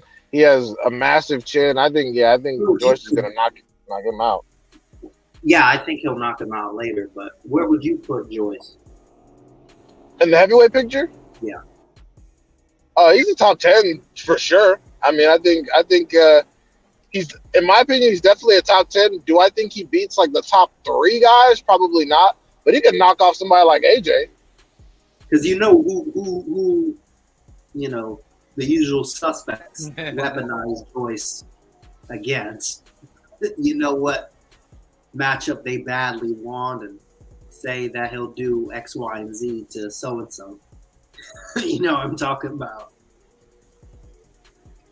What they want? Joyce versus Wilder? Yes. Hey, let's do it. I think Wilder stops him. I don't think the thing is though, I think Wilder stops him, but I think it's gonna take more than one shot. He's gonna have to do what he does, but he's gonna have to do it once or twice. Yeah, Joyce, I just think he's so slow. That's what kills me. Because that Brian Jennings fight, I mean, Ortiz wiped Brian Jennings out, and he struggled a bit with Jennings. And and Jennings only has 20 amateur fights, and he went the distance with Klitschko. So that's saying something. You're calling yourself an Olympian, and you're struggling with a dude that's only has as many amateur fights as fucking Tevin Farmer. it's the speed, and I thought that Parker had a horrible game plan. I mean, he came in 20 pounds overweight as usual, and just wanted to fight on the inside with George Joyce. So it just didn't make any sense. Well, Parker's not good. Let's be honest. Parker's not good. No, he's not. If it was how about this? The Parker who fought Andy Ruiz would have definitely given Joyce trouble. He could have been it would have been a close decision. It could have been a toss-up condition. Yeah, that's fair. And when Parker actually believes he can actually win a fight. Yeah, before he was super washed. Yeah, now he's just a hanger-on, and he just wants to be in the in-group. He's like the guys in the Lazy Left OG Twitter sphere. The in-group don't actually want to be, Well, that's the thing. They're not.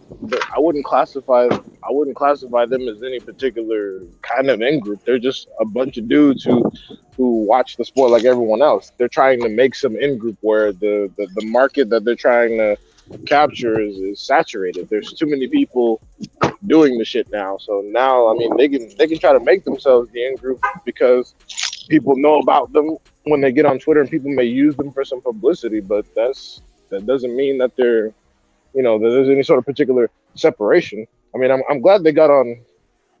I'm glad they got on YouTube instead of hanging out on Twitter, because I was trying to explain to someone that the reason why publications won't cite you is because you have too many dumbasses in the space. But Oh. now that they're actually on YouTube, journalists can actually cite them for information. Because there are some smart people in there, but there's also a lot of fucking idiots. So, you know.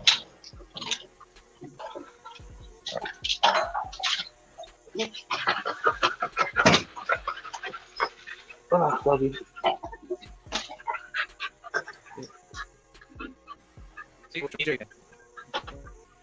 Oh, that'll be interesting. What's up? What'll be interesting? Yeah, like I said, AJ and Jermaine Franklin will be fighting each other. Yeah, hopefully fucking Jermaine comes in shape and knocks his bitch ass out. I'm like AJ. AJ versus Jermaine Franklin. No, can you hear me? I mean, yeah, I can hear you.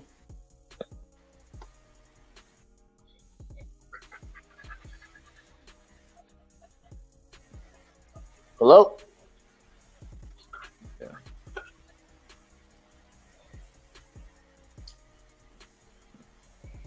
Hello? Yeah, can y'all hear me? Yeah, I can hear you. Yeah. Yeah, like I don't know what's going on with StreamYard. It's like lagging us out. Oh, okay. Yeah, it's acting weird. But yeah, you were saying you were saying about Jermaine Franklin and AJ. Yeah, I hope Jermaine Franklin knocks AJ's punk ass out. Hope he does. Yeah, like Yeah, I hope he does. I'm never particularly care for AJ a whole lot. And, you know, with the whole Ducking Wilder situation, that was the only reason why I was really interested in, you know, AJ anyway, because I wanted him to fight Wilder, but he ducked that shit and pissed me all the way off.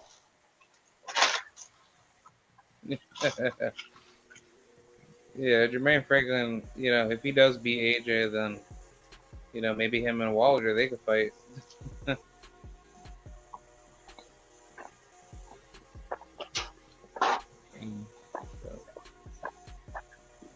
Yeah. Wilder got Ruiz. I'm not sure if is Ruiz a title eliminator. It's a final. Yeah, that's what I heard. Oh, okay. Title eliminator. I heard that it's going to be. Somebody said that it's going to be some other network that comes out of the blue to pick up that fight. That they're closing in on that. What is it going to be? Disruption Promotions that just acquired Pro Bellum, I guess. Nah, but it's going to be someone else. Like something like Black Prime or something. I don't know if it'll be Black Prime, but I don't know. Oh, fucking great. Yeah, Because Black- Wilder hasn't fought on Showtime since Brazil, dude. But that's another thing. Like, I'll see Steven Espinoza say, we would love to have him back. Well, you could have had him back multiple times, but every time this fight went to bid, if it was between Fox or Showtime, you passed because you didn't think it was not worthy enough. That's what he said about the Ortiz fight to set the rematch. And every fight subsequent, it's like, it doesn't, you know, I don't know how he can say he loves to have him back. He had the opportunity to have him back, but he doesn't want to front the money. Well, I don't know the current relationship that PBC has with Showtime. Maybe Showtime doesn't want to increase the budget for that specific situation, but I don't understand why they're bullshitting. I mean, they're owned by Paramount. Paramount, as of fiscal year 2022, got like 50 million fucking subscribers. So, I mean, it seems like the money's not there. I know the Fox deal is done. That's not going to be renewed from what it seems like. Yeah, they don't put enough. They don't put enough shows on Fox to warrant the budget. So wait, Paramount bought out Showtime? No, Yeah, it's all CBS. But CBS has a Paramount Plus. They've had that for a while, and they're just putting Showtime under that. Oh, so it's under the CBS banner. Yeah, Yeah, it's I all mean, under it's all oh, under it, CBS. it all is CBS, but it's just instead of being like you have Paramount, Showtime under CBS, you have Paramount under CBS, and Showtime is under Paramount. It goes a rung down, sort Oh of a man. thing. Oh well. At least Showtime, they're still in business, so that's good, right? Yeah, I wonder about all the other fights because they had a lot on Fox, and that just upped and died like none. Well, I mean, what they could do is during the pandemic. Not I don't. NBC was actually hosting some pretty decent fight cards, so there's always that. But USA. it's just boxing. Boxing, being on a certain hours doesn't generate the amount of viewership that people would normally like, especially during the week, because boxing is usually a weekend event. So, yeah, with the Fox situation, they're probably not going to purchase, or they're probably not going to provide a budget for that anymore. But the thing is, too, Showtime in and of itself is not in a position where they're going to go out of business. Showtime just has to decide if they want to remain in the boxing business, same as HBO.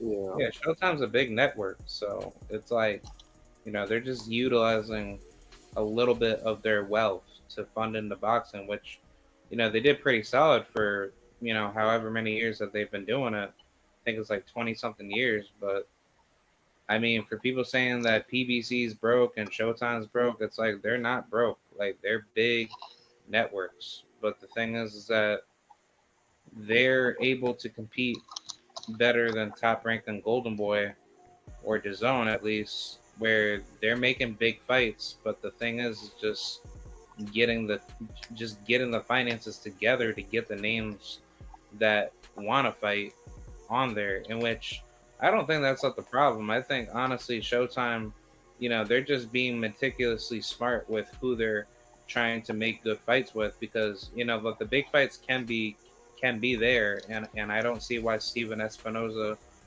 would not try to make an attempt to make all the big fights come to Showtime, because I think like honestly like guys like Devin Haney and maybe Gervonta Davis, like I'm hoping that they could bring the spotlight bigger on Showtime, but Yeah. maybe even Shakur Stevenson, who knows? Like, Well, like the thing is that with these situations, Showtime's public reputation as a promoter has already been dragged through the mud, and it's not for anything justified. But when Golden Boy and Top Rank got together and sued Al Heyman for quote unquote trying to corner the market, that put a stain on PBC's reputation. And PBC, one of the reasons why that also matters is because PBC is the only boxing management agency that has an exclusive contract with Showtime.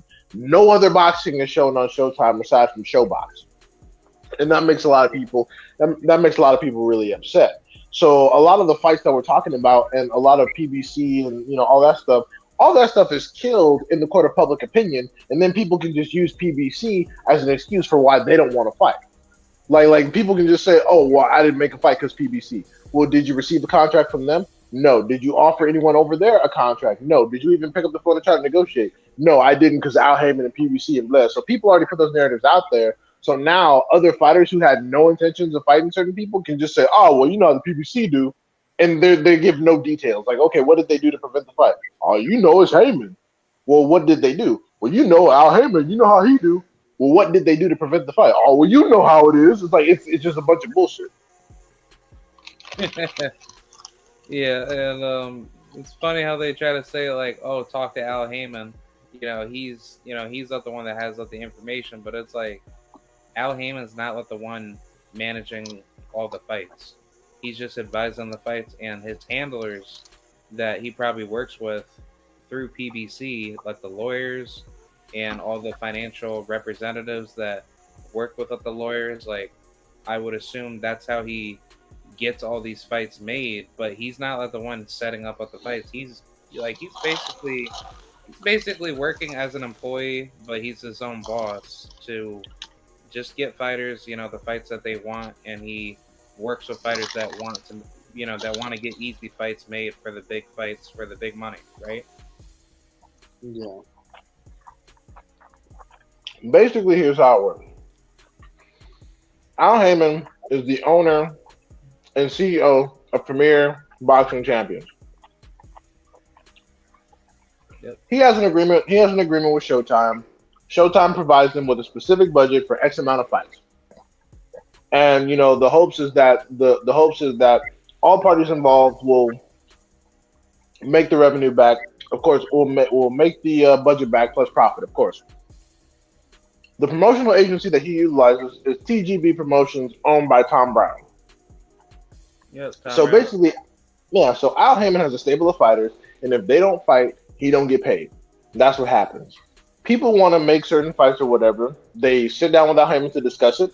And if certain terms can be agreed upon, venue, location, money, purses, gloves, all that bullshit, then they go ahead and sign the deal, and then TGB Promotions, in agreement with whoever else, will then put on the fight. It's really that simple.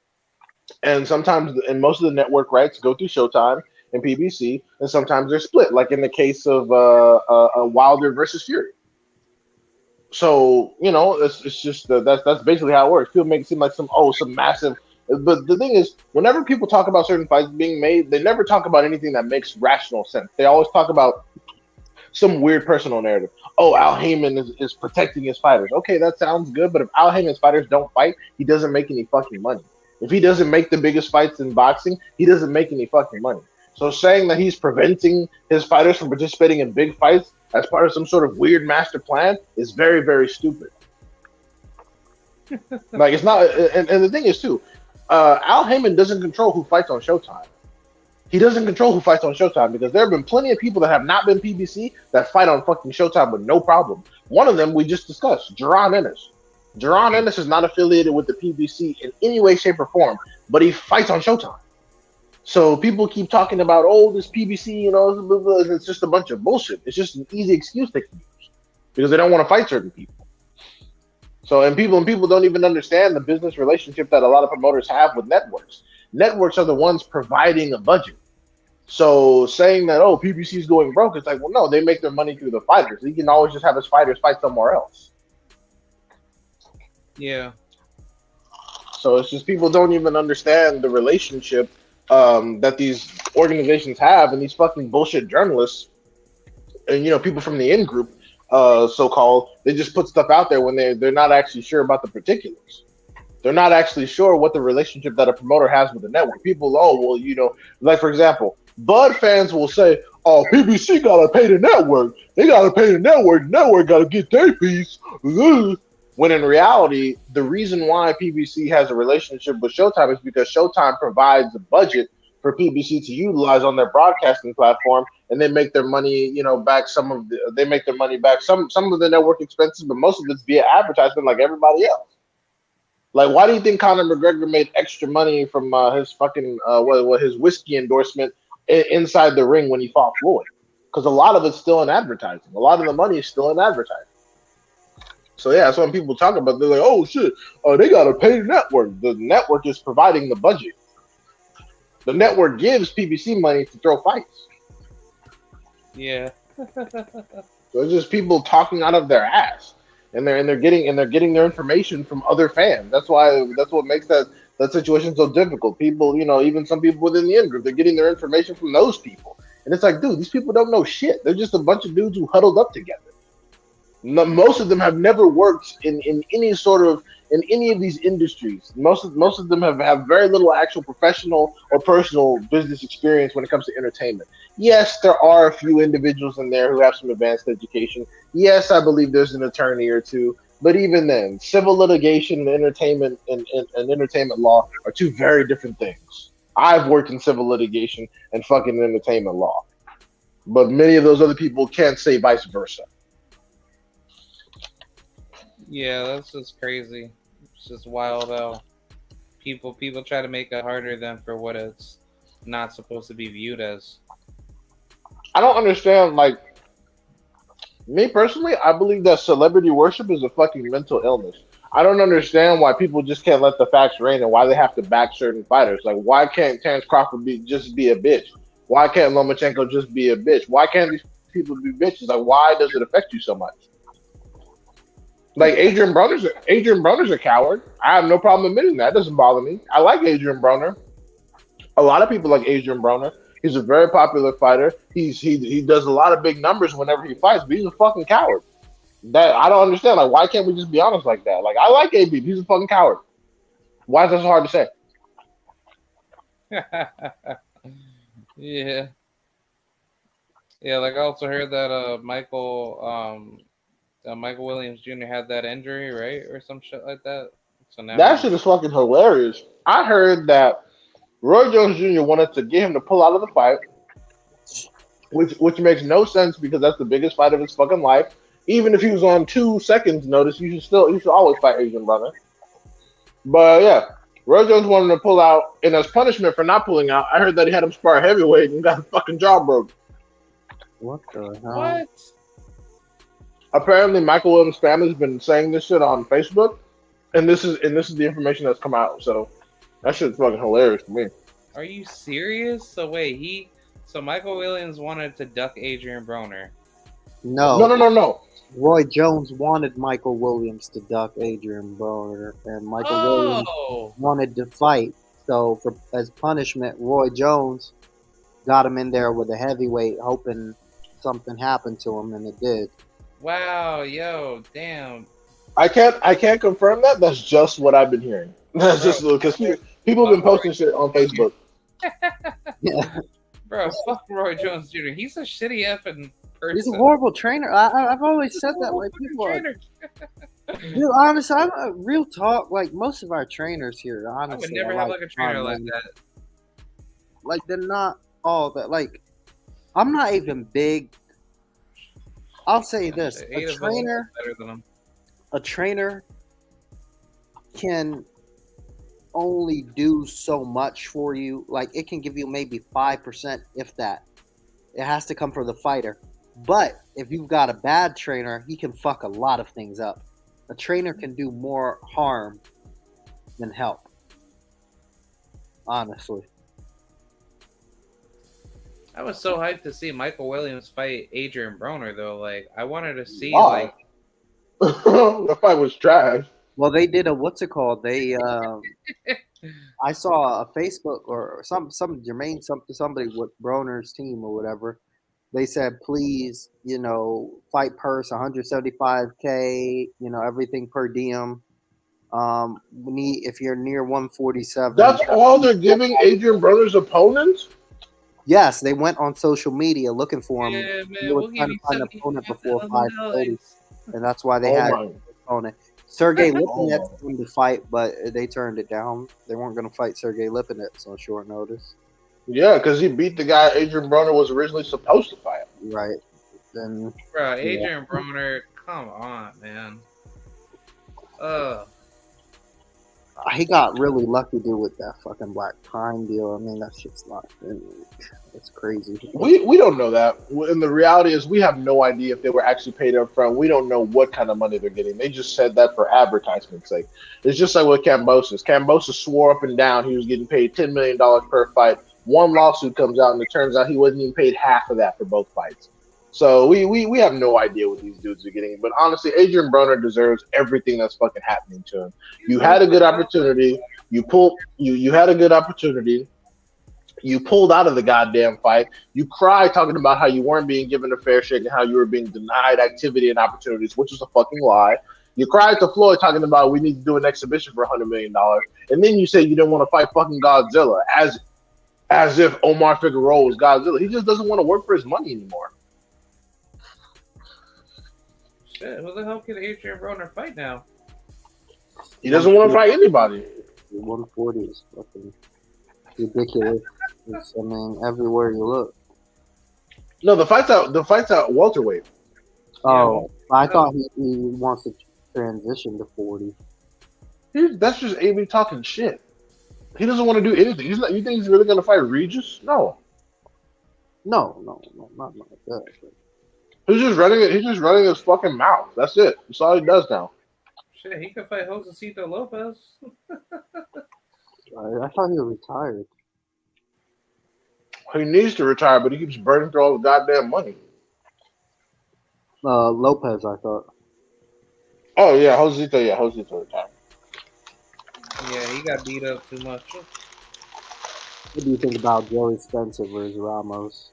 I don't know what Oh fucking man, match that's gonna be that is. That's an excellent fight. I love that. yeah. I love Jesus Ramos Jr. He's awesome, but This will be too much. I think I think Jesus should definitely beat Joey, but if Yeah. Joey comes out guns blazing, it's gonna be a electric, I super like close. I like the Ryo Colbert fight. I like that. Oh yeah. Like I was about to talk I about think that. Cobra gonna get his ass whooped again. Yeah, Colbert. Fuck Ryo, Colbert. Ryo's gonna spark him. But Colbert's a fucking weenie. Because he can't hurt Ryo, and it's just gonna be hell. you can't even touch him. You know, it's just Can't He even can't. He tag can't. him. Colbert can't even hurt. Colbert can't hurt a motherfucker's feelings, bro. you know, that's a good card. They've got that. What's the other? And Cody Crowley versus somebody else, which I'm Abel not. Ramos. Yeah, that's not bad. Like that's a solid card, honestly. Four fight card. Solid, very solid. Oh yeah, did you hear about the whole Edgar Berlanga thing with him and Canelo? Yeah, I heard. Yeah, oh no. Bro, I saw that shit coming from a mile away. Watch the first fight. The first fight they're gonna give him is Jacobs. Danny Jacobs. Probably Yeah, that's because too much. So yeah, I don't think they can get that. Because Jacobs is willing to lay down for a check. Jacobs is a bitch. Jacobs is willing to lay down and basically sell his name to your resume for like $2-3 million a pop. They're gonna have him fight Jacobs.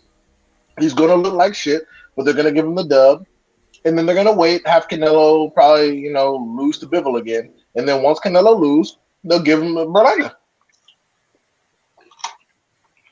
Man, I'm gonna I'm gonna laugh. I'm gonna laugh when that fight happens, but oh man, Berlanga, Berlanga's gonna get. Oh man, he's gonna get annihilated. Honestly, you know what? I'm rooting for Berlanga on that one. I'm gonna keep it real.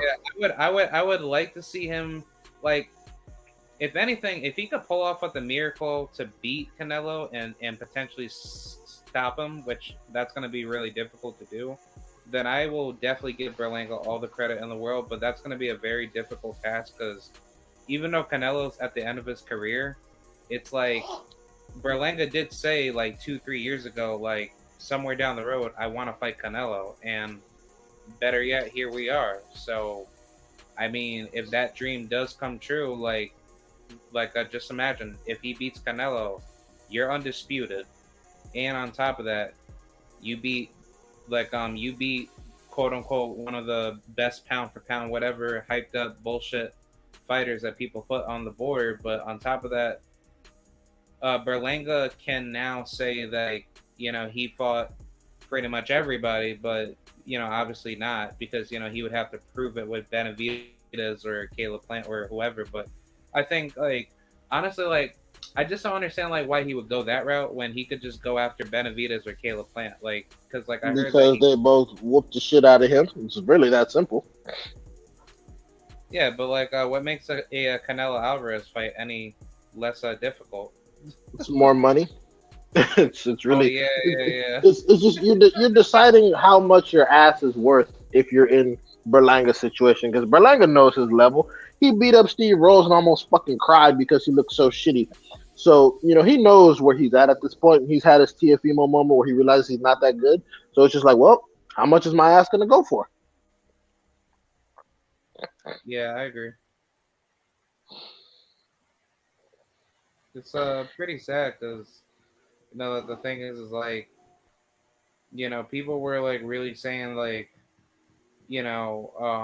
Berlanga was going to be this next big thing, and I never really caught on to the hype at all. But the issue, being put out there is just simply that people really thought Berlanga was going to do something, at 168, but he turned down so many opportunities to fight any of the upper echelon guys at 168 that are developing right now. But I think the way he's moving now to go the Matchroom route, it's just not like it's not a good marketing tool. Like he's not proving himself to be like the best top tier talent. But Well, who was really high on Berlanga? Like, can we be honest with ourselves? Like, who were you high on him? no, I was never Like, high. I personally don't know anyone that was realistically high on him. I thought he was just someone cool to watch on Top Rank because he'll get a knockout real quick. But I never heard anyone say he'll beat anybody, any kind of notable. I never heard those talks. Yeah. And the thing is like, if you're gonna be hyped up to be a good fighter, you shouldn't be lying to your own audience to say that, you'll blow through everyone out in your division, but you're not gonna prove it. I mean, that's what those dudes do over there, and Matchroom is a good place because they will. Honestly, I'm not gonna lie. If I was a professional fighter, I would sign with Matchroom because for the most part, number one, there's the field is very wide at Matchroom. So if you have a difficult fight, they have access to that European market. They can literally bring over anybody to fight you. You can fight 23 dudes that we've never heard of on a Thursday night and make a decent fucking living. Like you could literally just fight some Italian dudes, some British dude, like it doesn't matter. And they can build you up, give you a solid reputation, overpay you with the new model that they're charging, and then you'll be undefeated or you'll have like one loss. Like look at Danny Jacobs. Danny Jacobs is about to stay eating over there at Matchroom. He's been losing. He just lost to a guy that's fucking horrible. 5 losses, never had a title. Danny Jacobs, I guarantee, is gonna be back in talks to get another big fight. So it's not a terrible business decision. But anyways, I gotta step Yeah. out and walk my dog real quick. Walk this dog real quick. But if you guys are still on, I will be right back. And if you're not, thank you for having me on. Yeah, All right, yeah, man. yeah. But I'll still be here. Um, yeah, I was just gonna bring up some more points about the whole Berlanga thing. Like, if he does beat Canelo Alvarez, does that kind of put him, as like a certified fighter? Yes, technically. Yeah. Yeah, because I just don't know how this is all gonna play out, but something just tells me like Berlanga, if he gets at the miracle win of his career to beat Canelo Alvarez and be the first male Puerto Rican undisputed champion at 168, then by all means I'll give him credit. But it's just like, dude, like you could have padded your resume a lot better, to at least beat certifieds leading up to a Canelo victory, theoretically speaking. Yeah.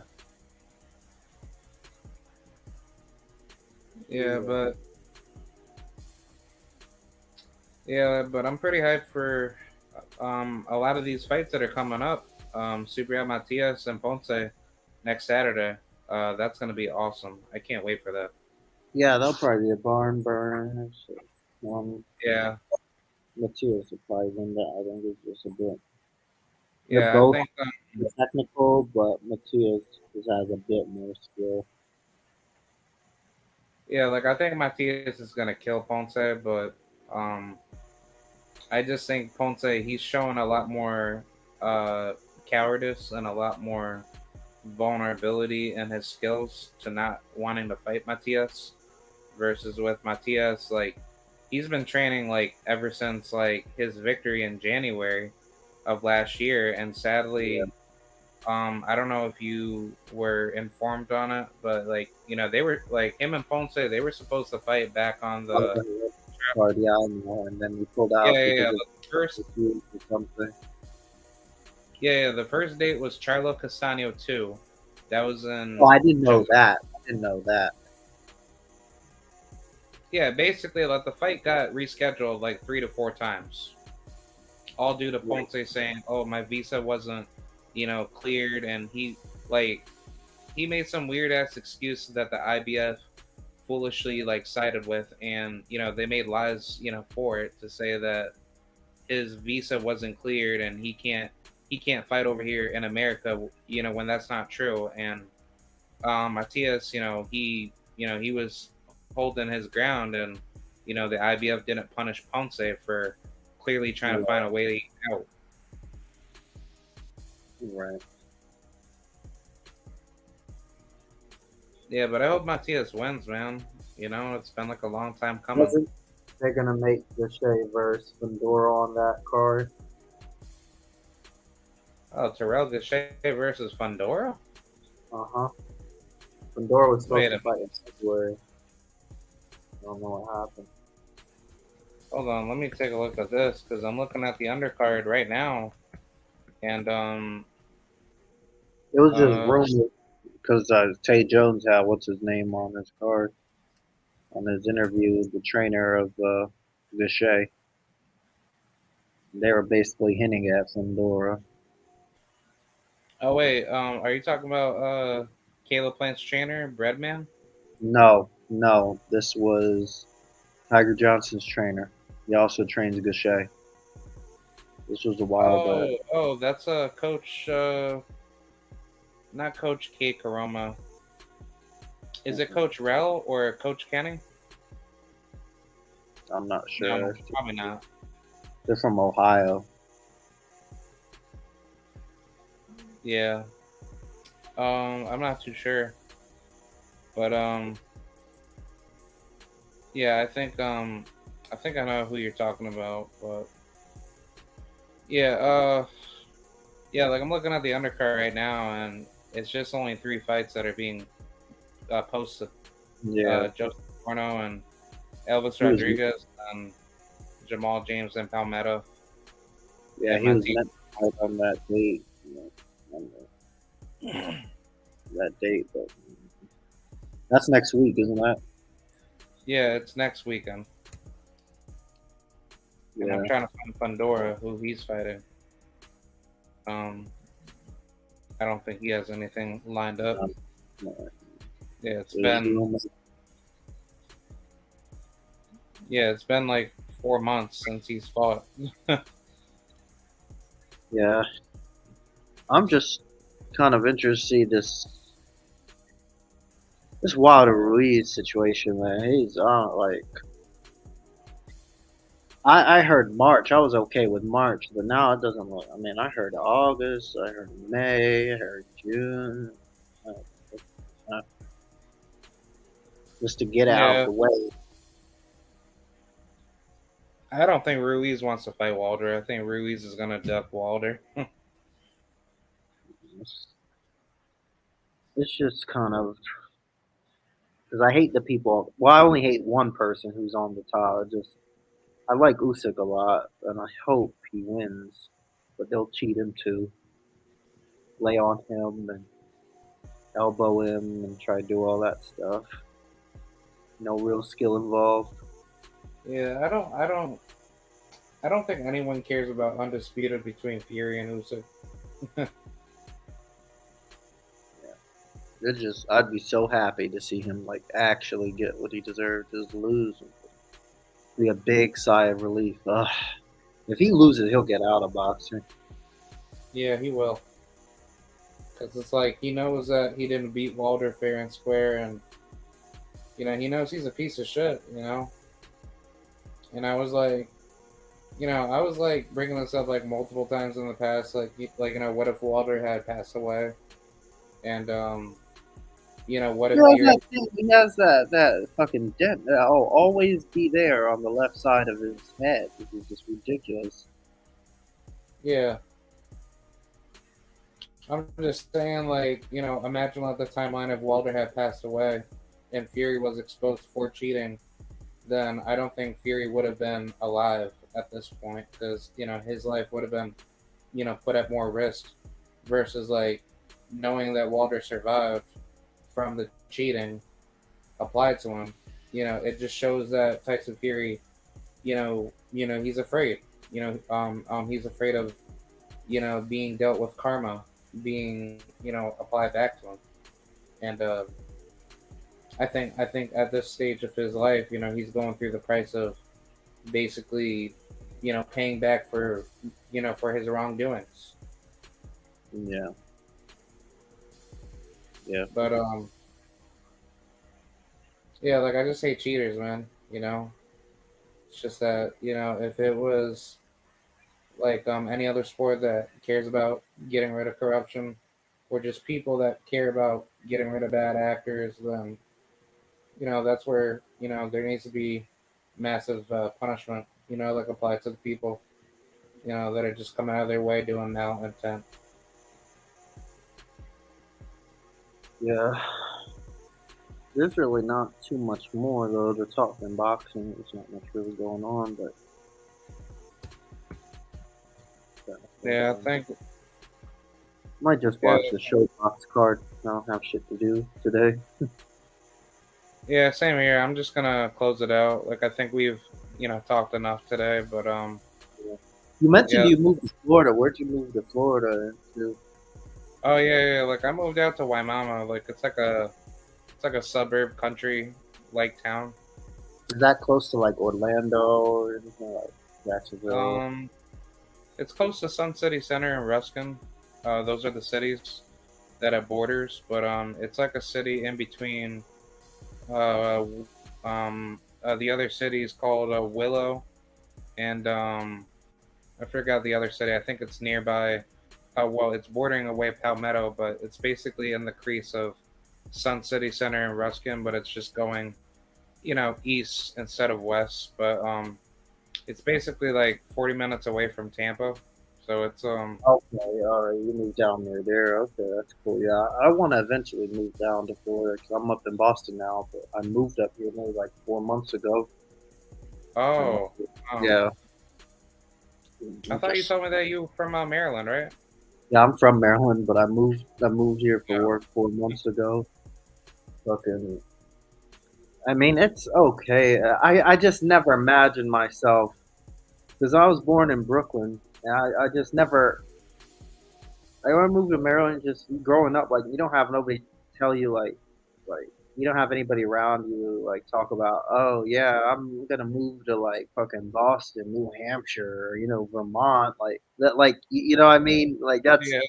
some places are just too far north, and this is the vibe I'm getting. Like it's not like horrible, but it just I Yeah. think that was my personality, dude. I'm trying to run back down.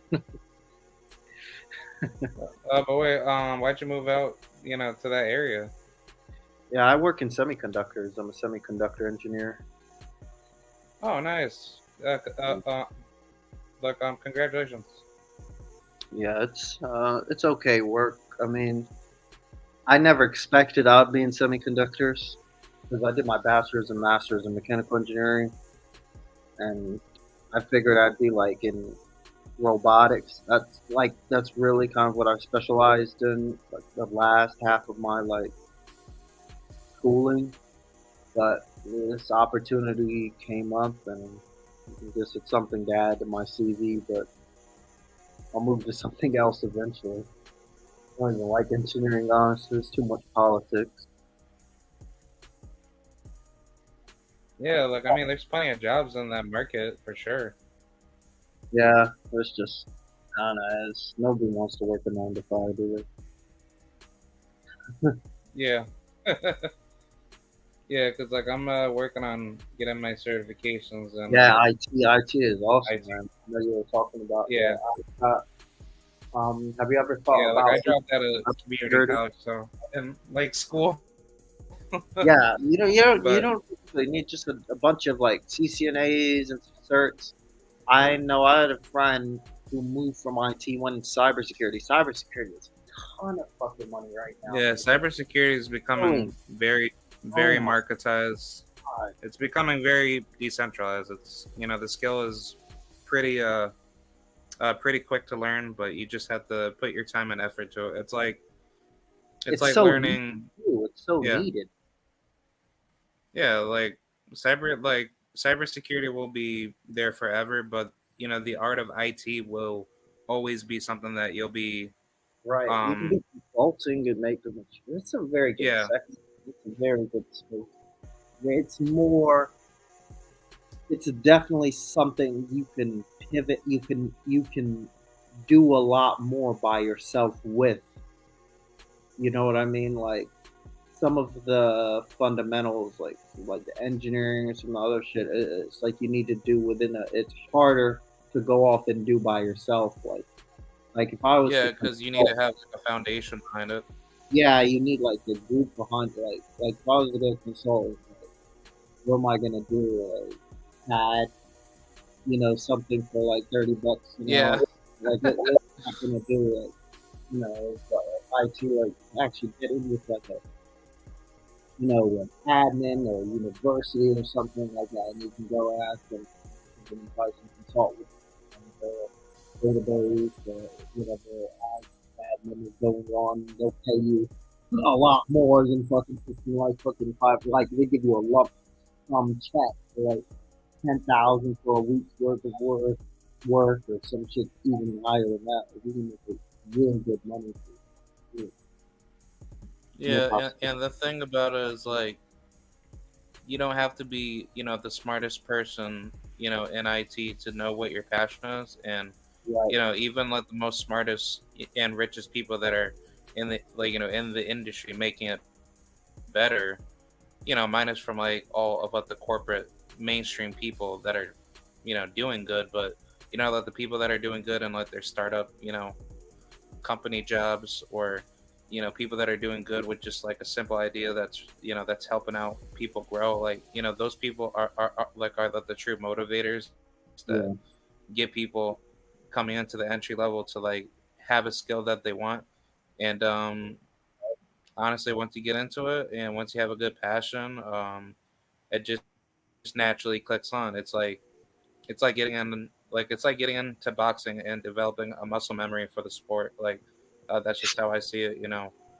It's like getting into science, and you know nothing about it, but once Right. you have a passion for it, your whole mindset and your whole knowledge just turns into like a whole different, Exactly. worldview, and you just start, appreciating everything out of it, and that's what I liked out of it, because the elemental features behind the historic benefits of IT in general, that that's what advances you as a person to become more self-reliant, and advance your skills and trades to become the best that you can be. Yeah. Yeah. Very much so. Yeah, but Yeah. I'll let you close it out, man. I'm taking more of your time. All right. Um. I know you wanted to close Yeah, it for out. real, definitely, Unless there's other stuff you want to talk about. man. Yeah. Um. Yeah. If you got any last words for the audience, feel free. Not much. Just said everyone said to K-Rod, man. I like the older interviews, dude. I went back and watched your Steven Shaw interview like, a couple days ago again, like months ago now. Yeah, It like I was was. funny. Really Yeah, like that. I gotta get him back on, man. I gotta talk. Yeah, To yeah. I him. don't know why. I was kind of disappointed. And yeah, that fight in the guy. I don't know what happened. Like, didn't know what his thoughts were Yeah. on it. But it is what it is. Yeah, like I hope he comes back, to fight somebody, you know, good again. Like I hope he can try to get like another good heavyweight fight, and get back on track. Yeah. Yeah, but yeah, like I'm not like I'm not really asking too much, for that many sports interviews anymore. But if they come back more in the future, then yeah, like I'll definitely keep you updated. Yeah, sounds good. Sounds good. All right, man. I'll talk with you later. All right, man. Have a good one. Peace out. Thanks for having me on. All right, peace out. Yes, sir. All right, y'all. Thank you guys for watching this episode. This is brought to you by myself, KRAD7435, and the homies that have pulled up in the chat room lobby. Shout out to Mr. Just Do Boxing. Please go subscribe to him. Shout out to TS Boxing, aka Tyrone, the beast from the east, from the good old DMV. aka Maryland, out of Baltimore. I don't think he's from Baltimore, but you know what I'm saying. He's from the good old Mary, like he's from like the Maryland region. Shout out to PVH Big Dog. Thank you for coming by. Always appreciate you coming by. Shout out to D-High Boxing. Good person. And yeah, man, like it just sucks that I don't have as much viewership, whenever I go live or just make good videos in general. But like the grind doesn't stop, and I'm gonna continue to do what I need to do to be successful, and hopefully maybe one day we could have a much bigger audience watching the show. But it's a growing process, and I'll continue to do what I have to do and expand. So all right, I'll see you guys later. Peace out. Shout out to the mighty LDBC TWT family. I'm out. Peace out and goodbye. Here's the outro. I'm down.